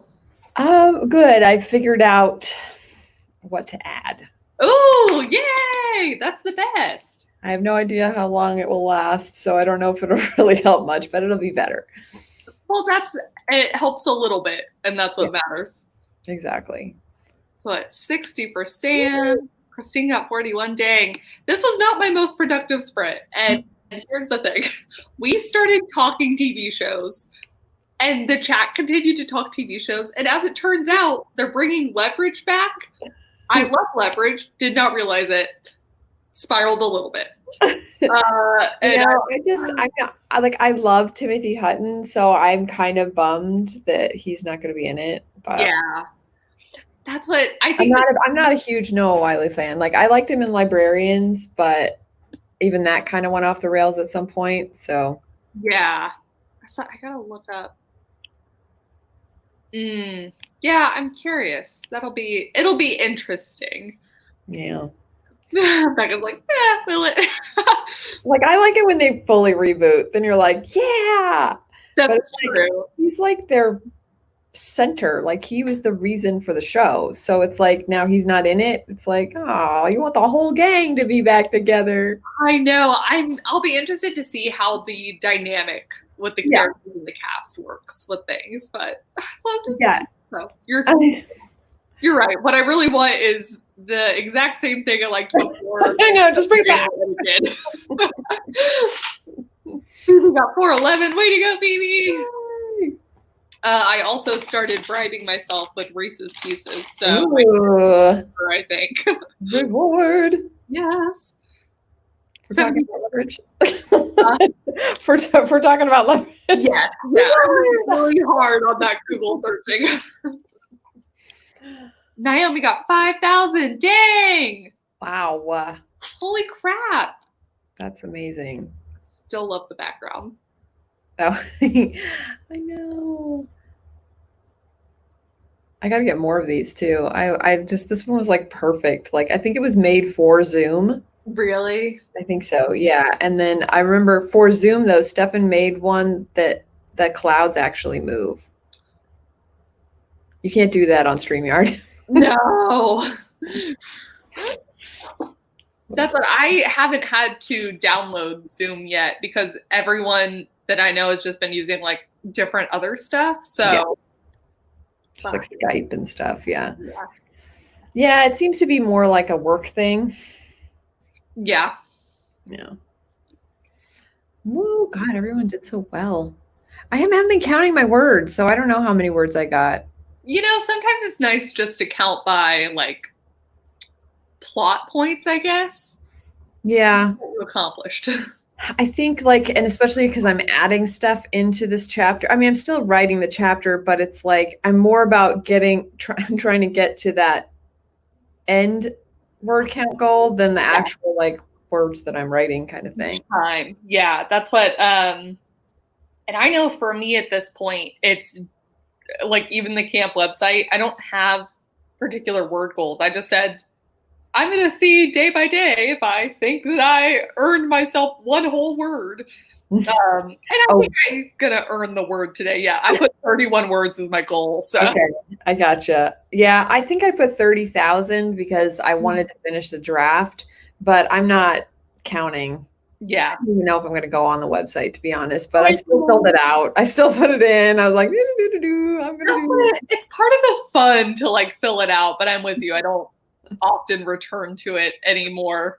I do like filling it out. Because that's what I'm saying, that part of it is still kind of the same as the original. And so I think that's why I still like it. I can put a cover in, I can do all this stuff. I know, it's like that hit of exactly what I need before we start. Yeah. 100 words. Ooh, I like that. I could probably get that. I could get a brownie with that. Let's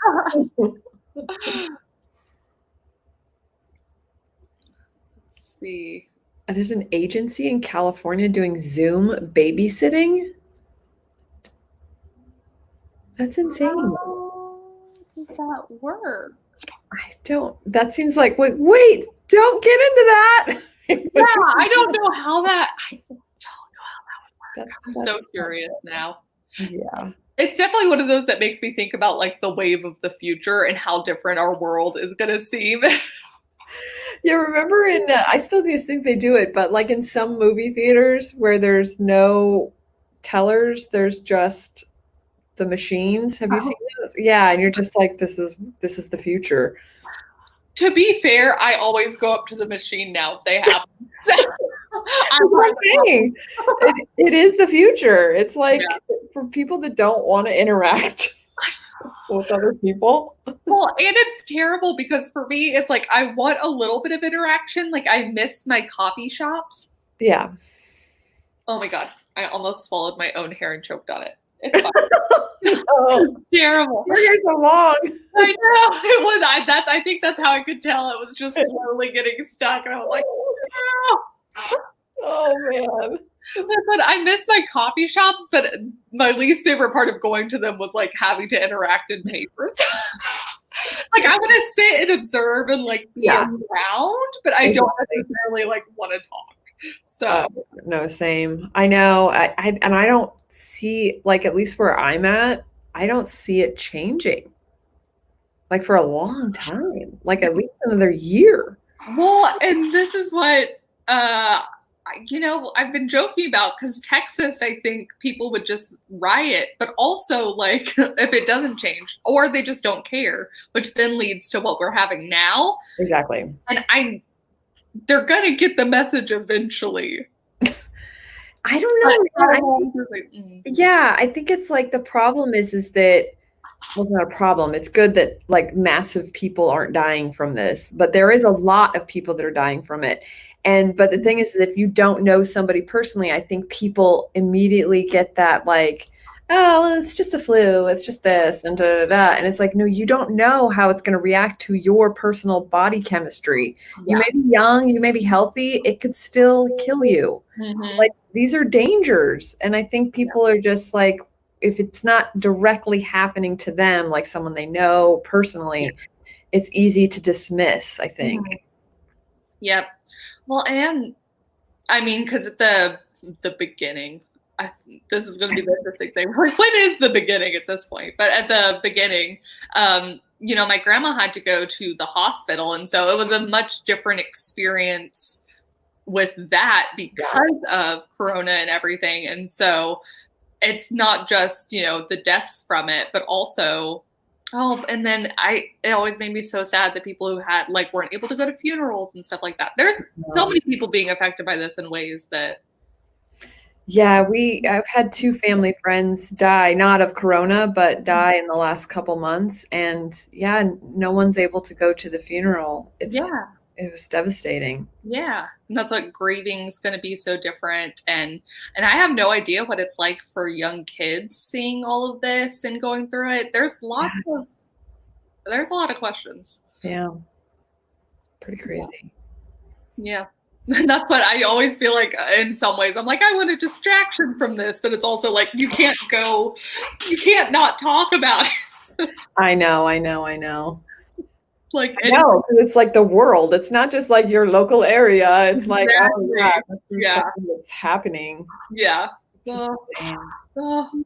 Which is why we're doing more lives. That's the funny part, is that it's like, it's sort of like you kind of, this is where we can all come and hang out together. This is our coffee shop. This is our coffee shop. Yes, that is very true. We're kind of getting the itch scratched. Yeah. Well, that's what I was thinking about it with Davaisha when she was on, and I was thinking about just how many live streams have been, had happened. Yeah. But it's been a trend. And because I'm so fascinated by trends, I'm interested to see, well, that's at one point there was like a wave of how I, work from home or write from home or do whatever. Right. And then it's just going to be funny to see what other trends sort of come from this or how things. I know what it like evolves into. Yeah. Yeah. God. Well, we'll definitely be here a while, so we'll know. Yeah. Yeah. Let's see. I know. I want to click on comments, but it's our fault. We talked about correct. I know. It's like, that's the thing. It's like, especially like my mom and I, like my mom, because my mom's alone. So, you know, she's kind of, and she's an extrovert. So it's like been really hard on her. So we've been doing social distancing walking, because now I live really close to her. Yeah. And so we'll like stay like roughly 6 feet apart so we can still like hear each other. And she's wearing a mask and I'm wearing a mask, but at least it's some social interaction. Yeah, that's so nice. Also, how much are you loving the new place and not being in? I love it so much. Oh my God. Yeah. I'm like, actually today I was setting up the rest of my the closet into my sound studio. So I'm actually, I think this week the audiobook. I'm gonna be able to start the audiobook. So a whole different world.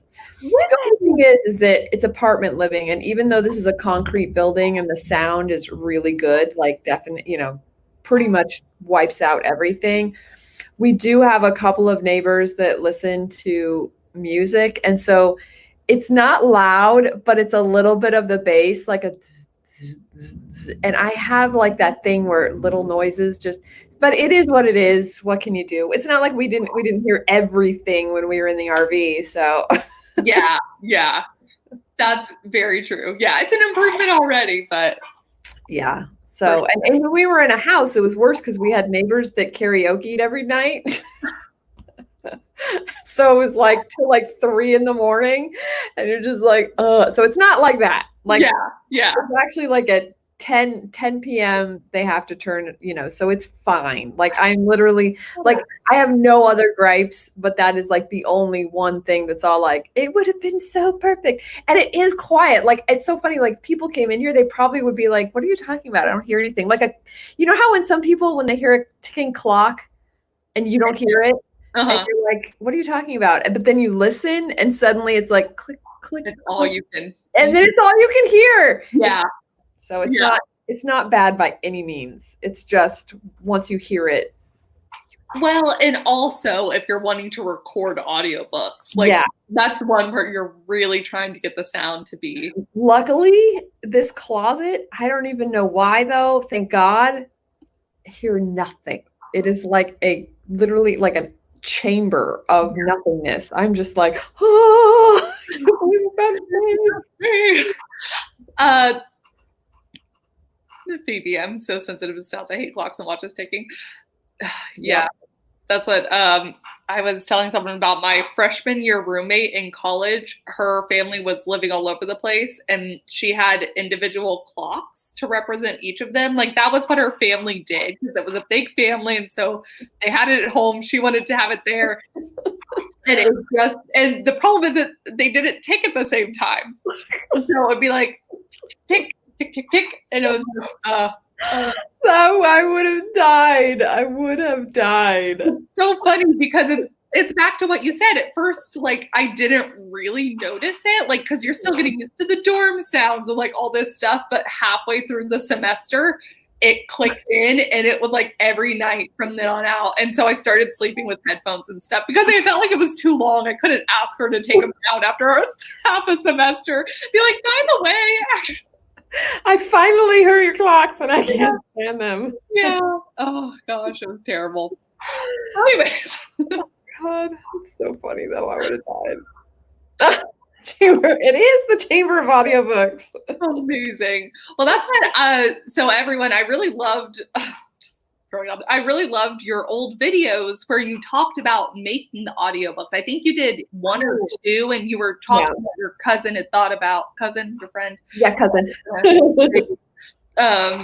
Do a longer one or something. But I always thought it was so cool. And I follow someone who does audiobooks as like part of her job, where she's the one who's like the voice narrator. And so it was funny seeing her coronavirus version of her own house, like trying to dampen the sound and everything. That's funny. Yeah. I mean, I'll probably because I'm going to be doing vlogs for camp. I'll probably it'll probably be in a vlog. Like I won't be dedicated to it, but I'll probably show my setup and stuff. Yeah. Like that. Well, that's what I was wondering if you were going to do vlogs because I know that you tried the daily in April and it kind of burns you out. And so I wasn't. Yeah, I'm just going to do like weekly, I think. Yeah. You know, just like, and I think, you know, because it's also, I feel like hard on when everyone's focusing on camp and trying to do their own projects. And then, you know, like I don't want to be like a burden of like, you know, oh, you know, like, you know how it is. Sometimes you feel like, oh, I gotta watch or whatever. And then it's, you know, so I just feel like weeklies. Like, yeah. I never know. I never think anyone wants to watch anything I do anyway. So, you know, it's like, you know, it's like, oh my God, I'm so boring. Like, but anyway, and I like way too much. I'm editing a current video now where I've gotten to the point that I've realized how much I said it, particularly in this video. I have taken out every single one since. Good because it's just bothering me so. Same. So if you ever wonder why my videos are slightly choppy, it's because I said like a million times. Yeah. Oh man. Geez. Should we do a final sprint? Oh yeah. Oh my gosh, that does go fast. It went by so fast. Yeah. And that's what if we do one long enough, we could also have Tamara kind of potentially crosses over. So maybe we could do like a 15. Yeah, let's just do a 15. That's perfect. Yeah. Awesome. Yeah. Oh, do they have a 15 on the? I don't even know. Let's see. Yeah, they do. Okay, perfect. See, now that I can't get real trees, I'm just literally going through the shop and getting every single tree. Why can't you get real trees anymore? Because they have like Forest app, because you know there's only a certain amount. Yay! There's a certain amount of you know money from you know when people buy the app and stuff like that. So they can't afford to really just always plant trees every time somebody comes up with 2,500 points. So they have a 4-tree cutoff. Okay. So you did your part though. You planted 4 trees. I planted 4 trees. And maybe like if the app gets bigger and more people buy it, then they'll up that average. Because I think when it first started, it was like 1 tree. So the fact that it's up to like 4, you know, and I've already like bought my 5th tree. So it's you know, they said then eventually that tree will be picked. But in the meantime, I'm just gonna buy my fake trees. Yay! Okay, gotcha. So do you know what are you doing like a cactus this time or No, I actually well actually I got it's like a spirit tree. Can you see that with the green screen? I don't know. Hold on. Let me Water, I think. Can you put it up there again? Yeah, I don't know because I have a green screen. Yeah. Oh, it's cute though. I'll try to put it in the ring light. Yeah. Yeah, it's really pretty. So I just been every time I get 2,000 points, I just keep buying new trees. So I'm going to try and get every single one. Heck yeah. All of the trees. Oh yeah, Zara, it's spirit tree. Yeah. Oh, I love it too. It's so pretty. All right. How are we going? Sorry. Yes. Are you ready? Yes. Are you and your spirit tree ready? All right. 1, 2, 3, go.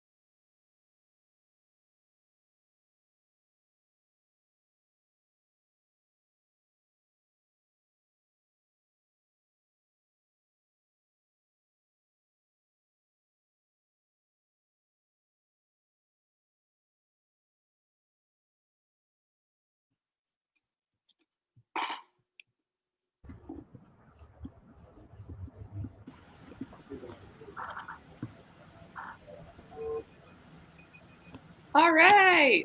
Time. Whoop, whoop. Hooray! And as several of y'all noticed, Tamara's here. Hi. I came in like a bat in the night. It's literally not nighttime. Oh my god. It is somewhere. Is it? Yes. All in our Germany. There you go. Hi, Nina. Hello. Everyone's so Hello. excited. Aw. Hi, gang. Yeah. Hello, Miss Caro. All right. Hi, Adria. Yeah. Y'all, people crushed it. Becca, how did you do? I did really good. I definitely found that scene I was looking for. Yeah. That's awesome. Yeah. Hooray. That's what, well, while I have you both here, and because today was announcement day, there is the Evergreen Writing Oasis. Yeah. I'm so excited. Yay! Talk about it. I hate keeping secrets. I know. I can't even imagine. I'm the worst at that kind of thing. I was like, I really want to tell everyone right now. Well, that's what I know. Becca is helping to either host some stuff, but I know Tamara you're organizing it. You're like, Yeah, I'm just yeah, that's the thing. We were doing a live stream, and we started talking about castles and writing retreats, and then a virtual writing retreat came up, and here we are trying to make a thing happen. hey, yes. I'm really excited though, and both of you guys are going to be involved, and that's going to be so cool. And are you guys on the same panel? I don't know. Because the Fill the Writing Well. I'm on that one. Yeah. I think I am on that one. Yeah. Okay. Yay! So that panel is on the Friday night, the first night. Yeah. So, hey, Shalina. So you guys should go to the website, which I cannot remember off the top of my head because it's a Wix website, and those are weird. They're like Evergreen Oasis Retreat.wix.my site. Anyway, the link is in the description of the book, the video I just released today. Yeah. Perfect. So, Then you can see like the lineup of everything that's happening, and it's going to be a lot of fun. It's good times. I'm very excited. Okay. yes, so much excitement. Yeah, that's what I'm pumped. I think this is such a great idea, especially because that's what I just miss being able to go places, but especially the idea of having a writing retreat with other writers. We'd all been talking about it and how fun would it be to meet up, and now we will just do it virtually. And so there's going to be different seminars. I know some people are putting on full presentations. So, and it will be on YouTube. Yes, it will be on YouTube. And even if you can't attend at the moment, it'll be available for replays. Yeah. So, and I do have Tamara's YouTube channel linked down below in the description, so y'all can head over there and then watch her video and learn more about the super fun Writing Oasis. Yay! I'm so excited. I hope everyone enjoys themselves and you're able to come and experience it and have a good time. And what I really hope a couple things will happen, and I'll get off my soapbox, I swear. One thing I wanted, because there's so many different little AuthorTube kind of factions or something, all these little different groups. Yeah. So I was hoping that by kind of tapping the shoulders of different AuthorTubers in these different groups, that we can have an opportunity to mix and mingle with new people. Yes, so that's one thing. And then the other thing, I'm hoping that the content that we create will be stuff that people can go back to later. Evergreen, right? Yeah. So that's the thing. The dates, July 17th through the 19th. So it's a Friday, Saturday, and Sunday. Perfect for camp. It's mid-camp thing. Yes. All right. Well, I guess it's my turn to sign off. Bye, Becca. Thanks for helping co-host. All right, Good guys, to see you. I'll join you in the chat. Yay! Hooray! And that's what I'm going to apologize in advance. I didn't know my parents had yard people coming today. So if there's any additional noise, I apologize. That's Well, life. Life happening. It's fine. It's fine. So what are your goals, Tamara? The first one is survival. That's always an important one. Yes. Yeah. I realized the last week of June that I had did a lot of planning to do a lot of things. Didn't account for like rest and sleep and stuff. Yep. So yeah, so that's one. But the other thing is I'm working on finishing Beachbound 2, and I'll be doing a novella for Kara Brown's Quarantine With anthology. So that'll be coming out in January. And I'm going to be writing like a campy murder mystery kind of thing. That's like, my idea is for it to be a one-room mystery where all the stuff happens in just one room. I haven't written that before, so I'm real hyped and a little nervous. No, okay. First off, I love the idea of setting up a challenge like that because it's just a fun way to stretch yourself as a writer. But also, like, I'm gonna be so curious how you do it. Me too. My first step is I need to like read and watch like a bunch of one room kind of mysteries to get a feel of how they figure out how to make it like interesting and still work. Like, I don't know. I can't just have the butler do it, you know? Right. Or can you? Yeah. Yeah. That's what Becca told me she just finished reading one of your cozy mystery novels. Yeah, that's very exciting and nerve-making. Okay, I was wondering because I know I didn't tell Becca that I had read, that I'd started reading Riser until I was like, I think I was 100 pages deep because I was like, just in case, like because you can bail out at a point and just never say anything, like it's not my cup of whatever, you know, and then it's fine. But I mean, I loved Riser, so it worked out really well. But I think that's awesome, and I love cozy mysteries, so yay! Well, if you ever read it, I hope you enjoy it. Yes, yes. Let's see. Almost escape roomy. That would be interesting. Okay, Aiden reached their 10K goal. Dang, that's incredible. Wow.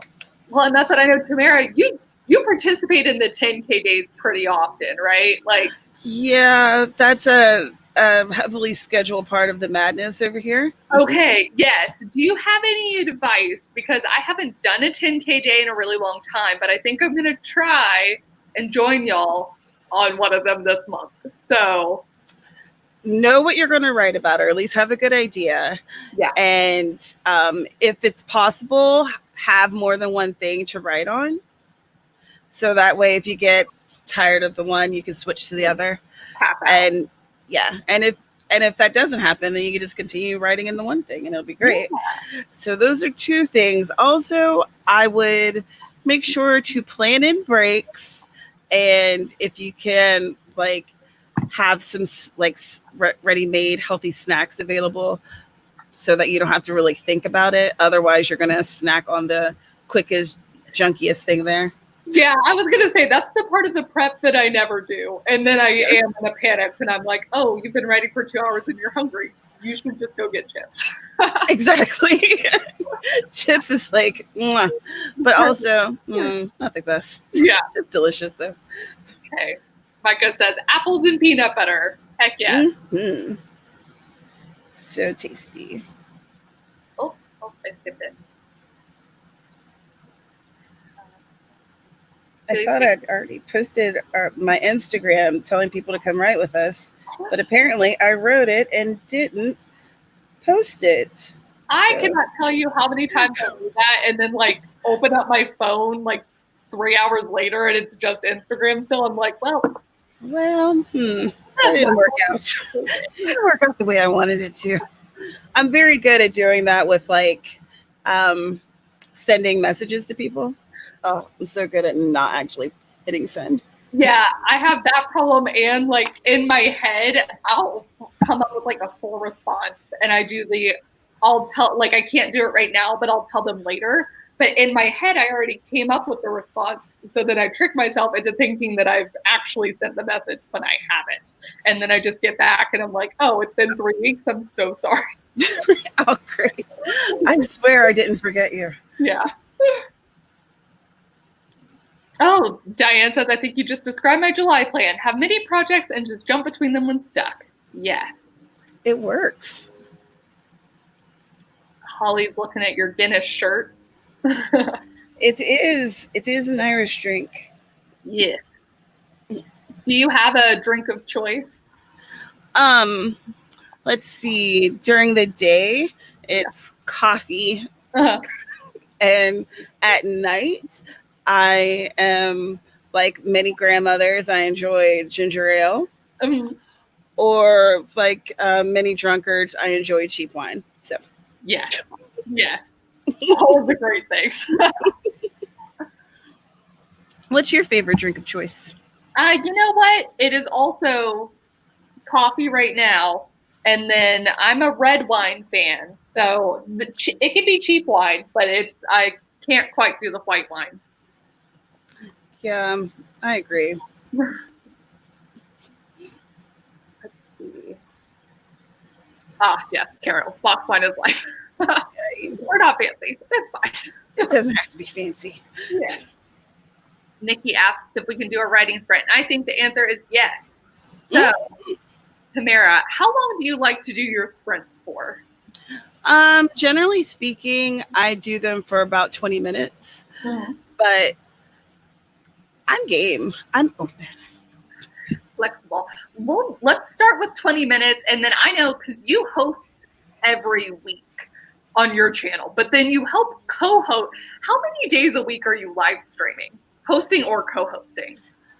Oh, well, when you actually think about it, it's generally it's 4 days a week. Okay, yeah. Yeah. But last month, Dana she didn't stream on her Monday. So then it became a little looser. But yeah, generally it's 4 days a week. Yeah. I think that's awesome, because these do hold me accountable in a different way, but also, like, I don't know that I could do it 4 days a week. Well, at least most of the days I'm not hosting. Yeah. So I don't have to, I can not think about what's happening and just, be a goofball. Yeah, that's true. Maybe that's the strategy I should have. Let everyone else host. It really, it's nice, because then you can hang out with people. And how long do you stream for at a time? 2 hours, generally. Sometimes we'll go over the 2-hour mark into 3 hours, but generally it's 2. Well, and I'm going to set up the timer as I think about this, but in fact, I actually really like the timers you use. Very relaxing, as opposed to the beep, beep, beep that I have right here.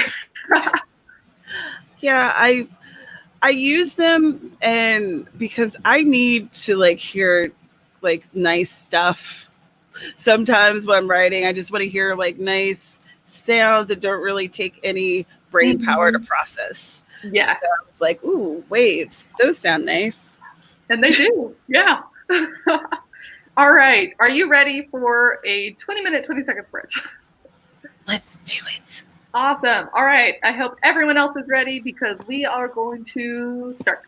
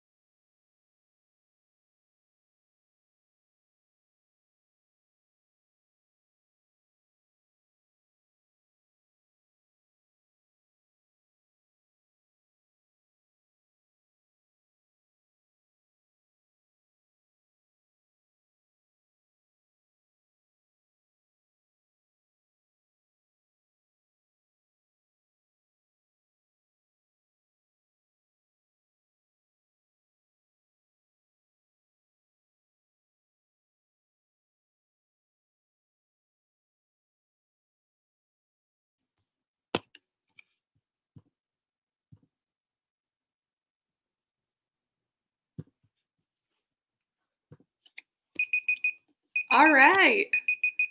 That is time. 20 minutes, 20 seconds. How'd you do, Tamara? First I had to find the right copy of my manuscript, so that was fun. But after that, there was a scene yesterday that I needed to tweak, and I tweaked it. Yay! So, success. That's what part of mine was spent getting some more coffee. So I feel like it was a success. I also thought up an additional scene. So nice. Yeah. I saw a lot of people pass the 10K mark for the day, which is crazy. Holy crap. Oh, Ashley. Yep. That's what the next babies. You got it. Yes. Let's see. And liminal pages, no words this time, but I did get cat cuddles, and that's really what matters here. I mean, seriously, worth way more than any words. Yes. Also, I had pulled up, because part of my sprint was also spent being distracted. I pulled up the website. So for those of you who want the website, I went ahead and it is in the chat now. Okay. Awesome. $6.94 for Claire, $6.55 for Naomi, $2.14 for Sam. Holy crap. Phoebe got 304 and is finished eating dinner. Yay. That's awesome. That's what, at the risk of making everything about food. Phoebe, what did you have to eat? Other people got lunch. Books and chai tea. That's such a cute name. Aw. With this cute avatar. I love it. So I asked this before to everyone else, but Tamara, is there a genre that you think you would never write in? That you're just like, I have zero interest in that? Like, not happening. Well, I tried writing romances. Okay. It didn't work out. It just didn't work out. I like reading romances though. Like I enjoy them, and I wanted to try writing one because that's the majority of what my mom reads. And I was like, I'll write a romance and it'll be nice. And it didn't work out at all. It ended up being like this like women's lit thing where there was a lot of like morose sadness and no real romance. It was like the exact opposite of a romance. That's so funny. So subplot, I think I can do. Full on, no. Yeah, that's fair. Yeah, that's at least you gave it a try, though. Yeah, I gave it a better than college try. Yeah, or at least better than my college experience try. Yeah. A full book try. That's what Trouble Fox says. Comedy. Now writing a realistic fiction. Put it on pause already and went back to fantasy. Just hopping around. Yeah. That sounds like fun. Yeah. Comedy's hard. Comedy is hard. That's what my friend is currently writing a script for a comedy show, and he's trying to find the balance between like this will be funny when the actors say it and like trying to make every line funny, and he's like, it's just not working. Like the balance you have to have. Whoa, I don't know how to do that at all. I write something funny and like I giggle and I'm like, okay, well, I hope that someone else will giggle at this. That's really my goal too. If I can make myself giggle, I'm like, this is it. No one else needs to find it funny. I don't have the wherewithal to like make it better for everyone's humor. I don't know how to do it. Nah. Your name is my motto. Books and chai. Makes me so happy. No.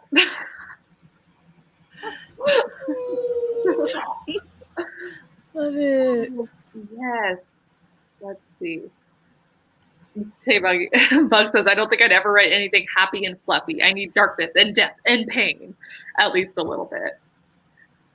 Well, that's what, Farrah, do you find that cozy mysteries, since like, the point is like to have kind of a happy ending, but also. Yeah.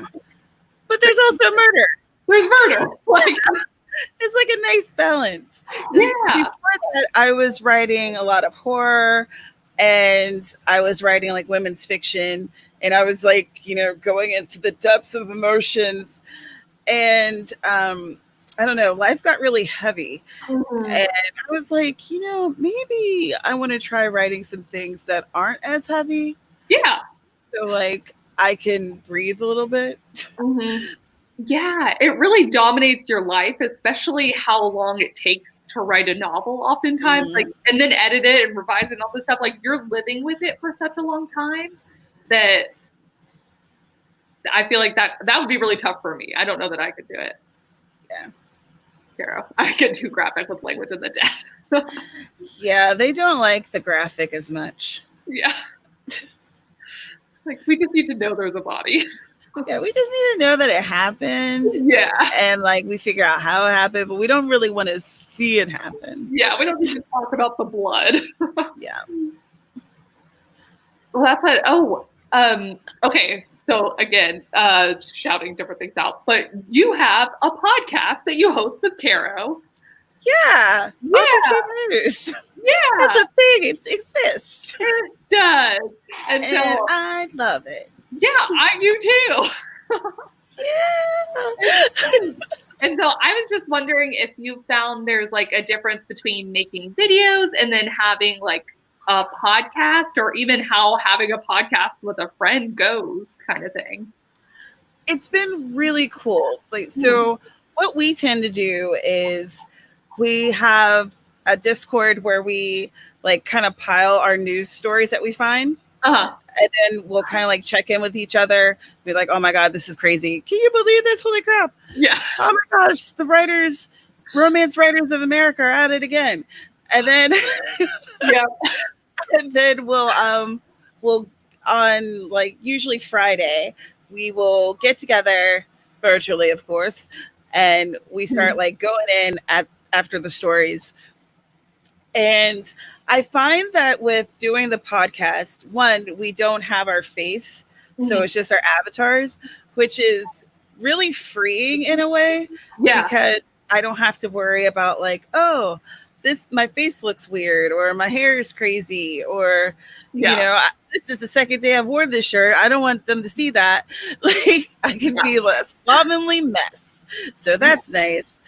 And, I feel like I do a bit more research for the podcast than I do for the videos, because I want, like, my background is in journalism, and I want to be able to give people the news and things that they may not pick up on their own or just by watching and listening to like regular news, So, and we kind of try to make it a little funny, a little bit, maybe. Yeah.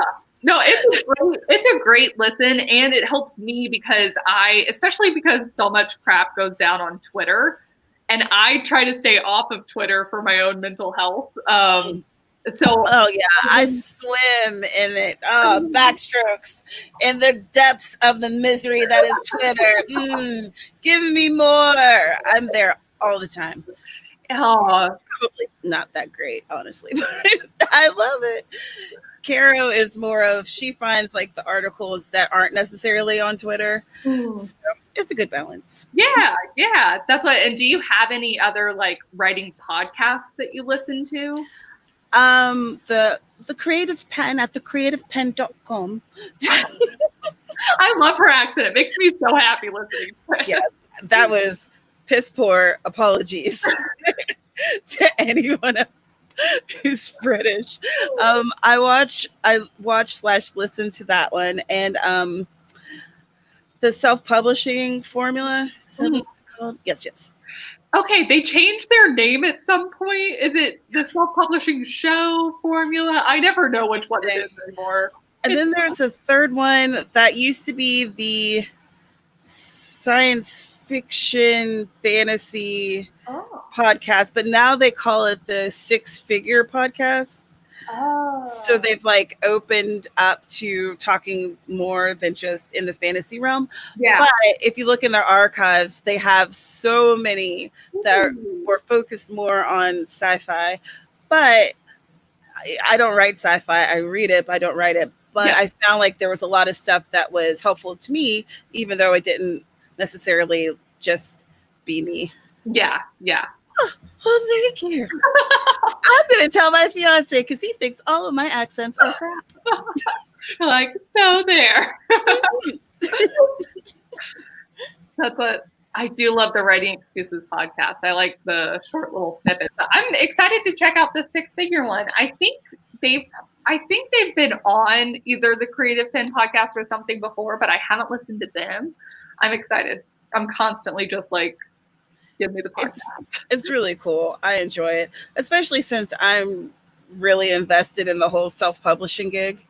So I'm like, please help me. Yeah. Please. Well, that's what, how did you kind of decide that that's the route you wanted to go for sure, especially coming from a journalism background, which is more traditional in ways. Oh, absolutely. I started after college. I was working at newspapers, and then I was writing like blog posts and doing freelance stuff. And as I was going through, I kind of happened to start learning about self-publishing. Yeah. Thank you. This was a gift from Caro. No, be a nice human. Yeah. And I was like, thanks, friend. And now I use it every single day. But so as I was blogging, I was trying so hard to be a blogger, and I was not that great at it. But I met a lot of people who were. And I found that they were doing stuff like publishing anthologies, but they were doing it themselves. And I was like, what? I want to do that. And so I did. And I found that I liked having the control over like my cover and when the release day is and stuff like that. Now there's things that I don't particularly care for, like trying to find an editor kind of blows, things like that. Yeah. But, bad with good. So once I started doing it, I was like, I'm going to keep doing this. I'm going to see what it's like if I just do my own stuff. Yeah. And that's what, have you learned anything kind of recently that might be changing your strategy, or? I try to keep up with trends, all the time. So, is when you're self-publishing, and even as a traditionally published person, like they're trying to find and figure out what the trends are. But when you're self-publishing, you're trying to do it. So I've joined quite a few cozy mystery groups, and so I've heard that there's like this leaning toward how do they put it, like brosies, which are male-centered cozy mysteries. But I haven't really seen that happen yet. But I think that there's people who are trying to kind of make that thing happen. So it's something that I'm keeping an eye out just to see what goes on with it. That is interesting. And I think it kind of goes back to, I guess everything, but it's kind of like sometimes it helps so much to just be the first at something. Right. They'll need to be good and like all this stuff, but being the first at it is like a big deal. Like think of all the people who were first adapters to like consistently posting on YouTube, and the ones that really popped off and became super successful. That was one of the reasons. Yeah, well, and I was thinking because AuthorTube, like I know I found your writing videos back before AuthorTube was like actually even a title too, and so it's always so interesting. And y'all have been, you've been live streaming for a while. Yeah. And you know what? I didn't realize that until this year. And I was like looking at my fiance, and I'm like, am I a streamer? And he's like, are you just realizing that? And I'm like, I think, don't judge me, but yeah. I am a streamer. Yeah. I guess I'm like, because I feel like I stream more than I put out actual videos these days. Yeah. Yeah. You are a streamer. I am. How did it happen? I don't know. Okay, Shalina, she said she listened to 6 podcasts. Yes, helping writers become authors. I like that one too. Oh, okay. That's a good one. Rebel author. I want to like copy all of these. I know, that's what I was just like, let me over to the side. YouTube, will you allow me to copy and paste all of these things? Yes. Yeah. Yes. Yeah. Let me bring up a notepad. Great. And then I see Nikki is asking if we can do another sprint. And the answer is, of course. So, yeah. Shall we do another 20-ish minute one? Hello, yes. Beyonce. I can't just choose you as well. He's the literal man behind the curtain. This is a green screen, and he's on the other side. Yeah. Would he ever join you for Absolutely never. Absolutely not. I tried once. I was like, hey, do you want to do a boyfriend tag? And like, I refuse. It's like, I would rather eat nails. And I was like, okay, well, then we don't have to do that. That's like, that was an idea and you shut it down. It's fine. That's okay. All right, let me pull up 20 minutes. And it would help if we'll do 2002 this time.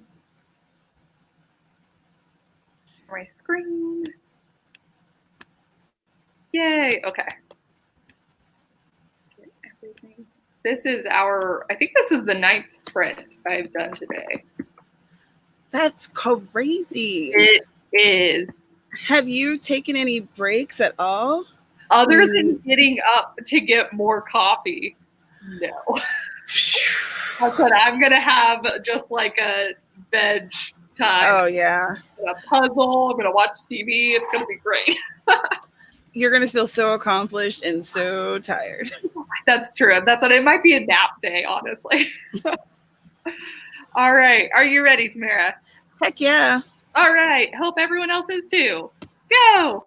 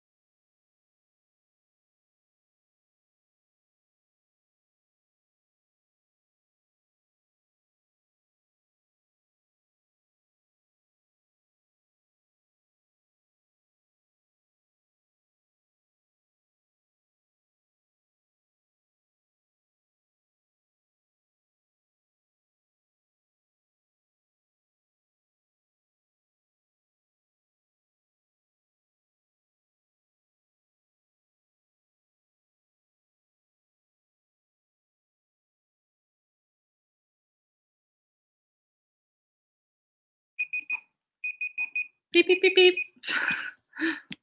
Whoops. I'm a little late on the object for that one.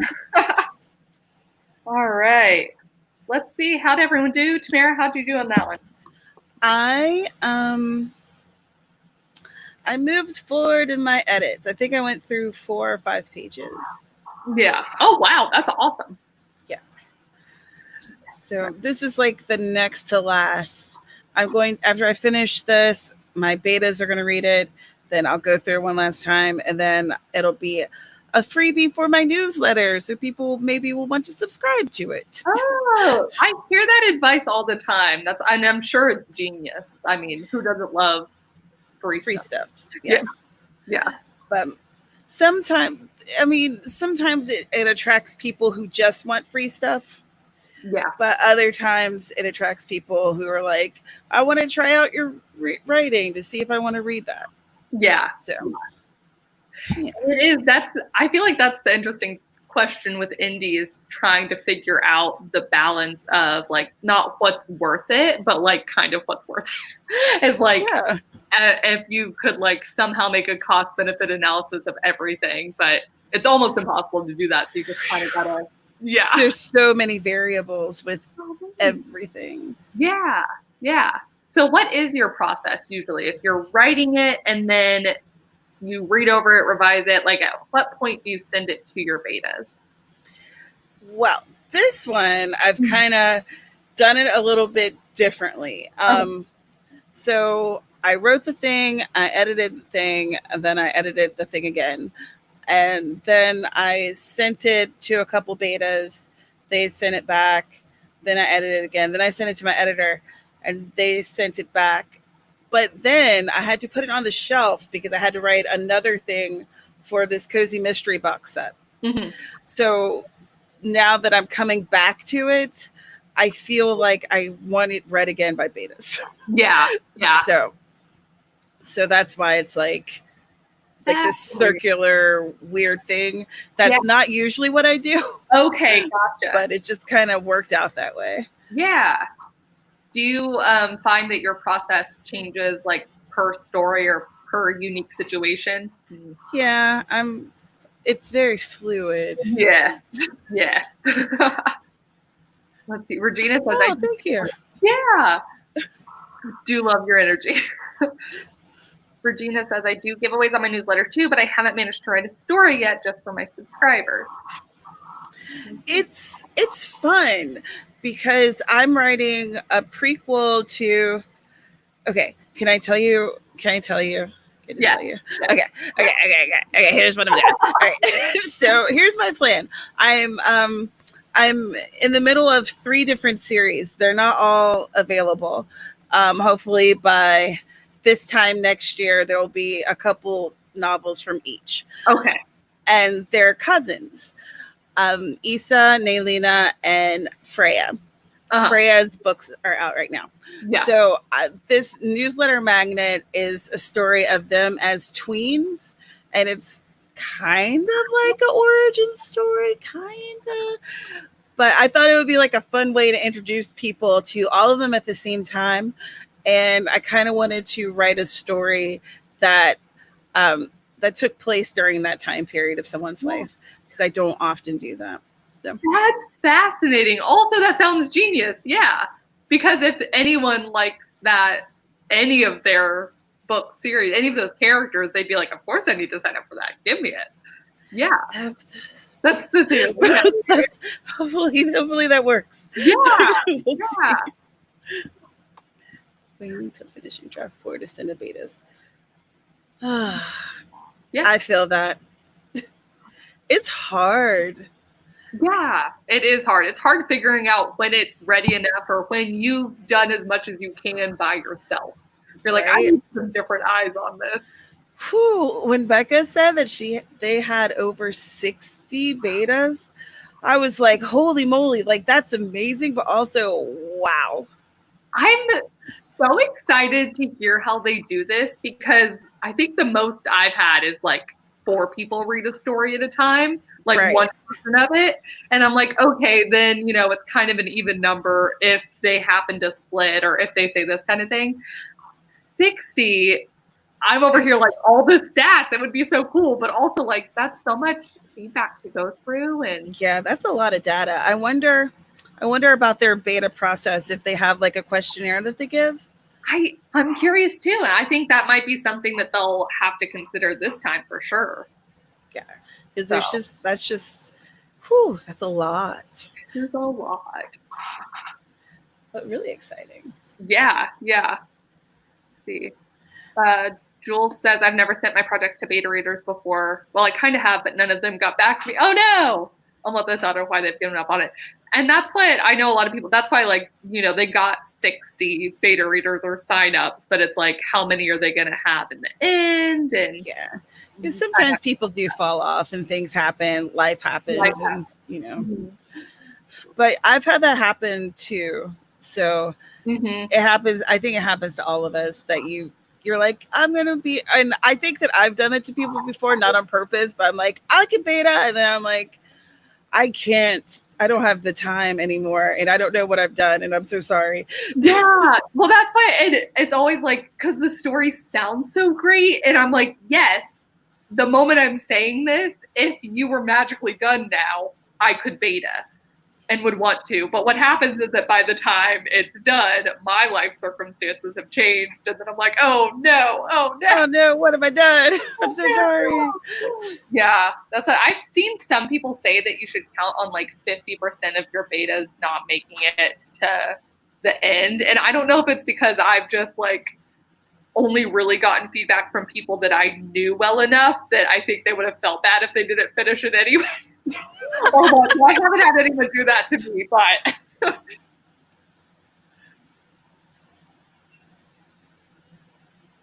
two beta readers are waiting for me to finish the draft. Yeah, scheduling and figuring that kind of stuff out is so hard. I always think I'm going to be done, and then it takes me like another 2 months.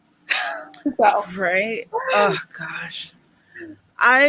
Nowadays I try not to announce that, I think I should be done with the book at this time, because I feel like I'm full of disappointments. Yeah, that's what I am learning that too. And I also can't even imagine, because you already have readers and like people who like your books. I can't imagine also having to take that into account, be like, oh, they would for sure, buy the book if it was ready. If it was like out. Yeah. I've gotten a few nudges like, hey, so where's that next book? And I'm like, oh no, I'm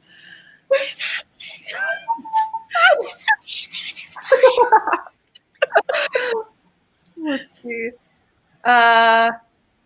Okay, so how do you find your beta readers, Mare? Or do you do a lot of critique partner kind of situations? Like, well, right now I have more critique partners than I do betas. Yeah. Which is amazing. Like, I love them all. Thank you guys. If you're here, you're amazing. You're making me a better writer, and I appreciate you. So I think that with actual betas, I have like a handful, maybe five or seven or so. Mm-hmm. And then with critique partners, I have about the same number. Mm-hmm. I found them through asking. I asked on like a YouTube video at some point, and I asked in my newsletter. Mm-hmm. And that was kind of how I came to have a few betas who I could count on. Yeah. I think it's just finding people is a struggle for a lot of writers. Oh, whether it's a beta or a critique partner or someone who reads the finished product, finding readers, it's like, gosh, it's that magical goal. It is, yeah. That's what, and I remember, I can't remember what video I was watching. I don't know if it was Alexa Dunn's, but I found out like a year ago that apparently traditionally published authors have to ask other authors to do like the little byline on the covers or whatever. Oh, you have to like the publisher. The publisher doesn't, unless the book's planning on being like a giant book, like they're putting all this money into it already. Authors have to ask other authors, and I was like, if it's your first book, what if you don't know any other authors? And Oh man, that's so uncomfortable. Yeah, and I was like, wow. Hi, I have this book. Do you want to say some words about it? Like, yeah, exactly. That's me. Oh gosh, for this cozy mystery box set, in the group, someone was like, "Oh, does anyone know any bigger name cozy mystery authors that they want to do a plug for the book?" And I'm like, no. I know no one. I'm hiding in the corner. Shh, don't bother me. Don't look at me. Well, that's what. How has been the experience working on like a box set with other authors? Like, because I mean, it's just so fascinating to me.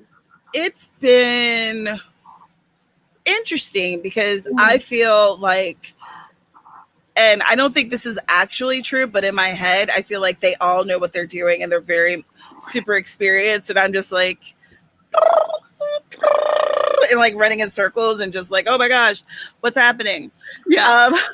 So fortunately, because there are people who were like the leaders in the whole situation, I've just been kind of like taking notes, like, oh, okay, so this is a thing we could all use, and so there's this app, okay, oh, so like I should follow along on this kind of time frame, because the short story anthology, the horror anthology I did like 4 or 5 years ago was absolutely an experiment, and I knew nothing about what I was doing. Yeah. No clue. I was just like, I'm going to make a thing. And I just threw myself into it. And then afterwards, I was like, what the hell happened? Okay, but it exists now. So these people actually have a plan. Yeah. So that was cool. That is nice. Would you ever want to be the organizer of that kind of thing in the future? Actually, yes. I have a group that's called #WriteStuff. We do a gosh, I'm so sorry that I keep doing and likes a whole bunch, but y'all, I have so much coffee coursing through my veins, so my brain's just like out of control. Okay, so I do this chat every Tuesday, 9 p.m. Eastern, over on the Twitterverse, #WriteStuff, and we also have an accompanying Facebook group.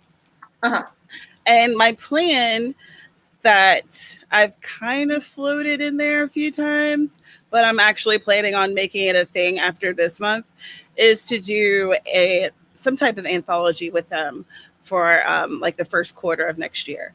Yeah. So, but people will have to be in the group, and I'm hoping that we can pull together the resources that are in the group to make it happen. Yeah. Because there are editors in there are cover designers, and there are a lot of writers and who span a lot of different genres. So it's going to be an interesting experiment. Another interesting experiment. Yeah. That's awesome though. I think that's so cool. But this experiment, I'm going to actually have a plan. A magical plan. Yes, magical plan.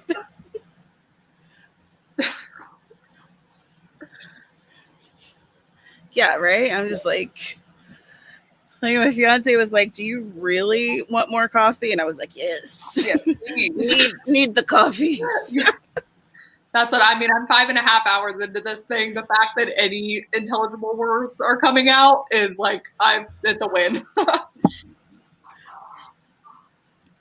Yay! Aw. Yeah. Thanks. Yes, and that's what her channel is linked down below. So, shall we do one final sprint? Another 20-minute one, and then we'll be an hour during this 2-hour chunk. Whoa. How many have we done? This will be our 3rd. We've done 2 since you've been here. And then this is my 11th? 10? 9? What? I don't know. I was trying to add it all up, but at this point I'm not as sure. We'll pretend it's the 10th. Yes, it is the 10th. Okay. Haha. Aha, I found my notes. You did it. Part of the plan. Yeah. All right. It's all part of the plan. Okay. 20 minutes. Oh, Everyone's letting you know. They knew.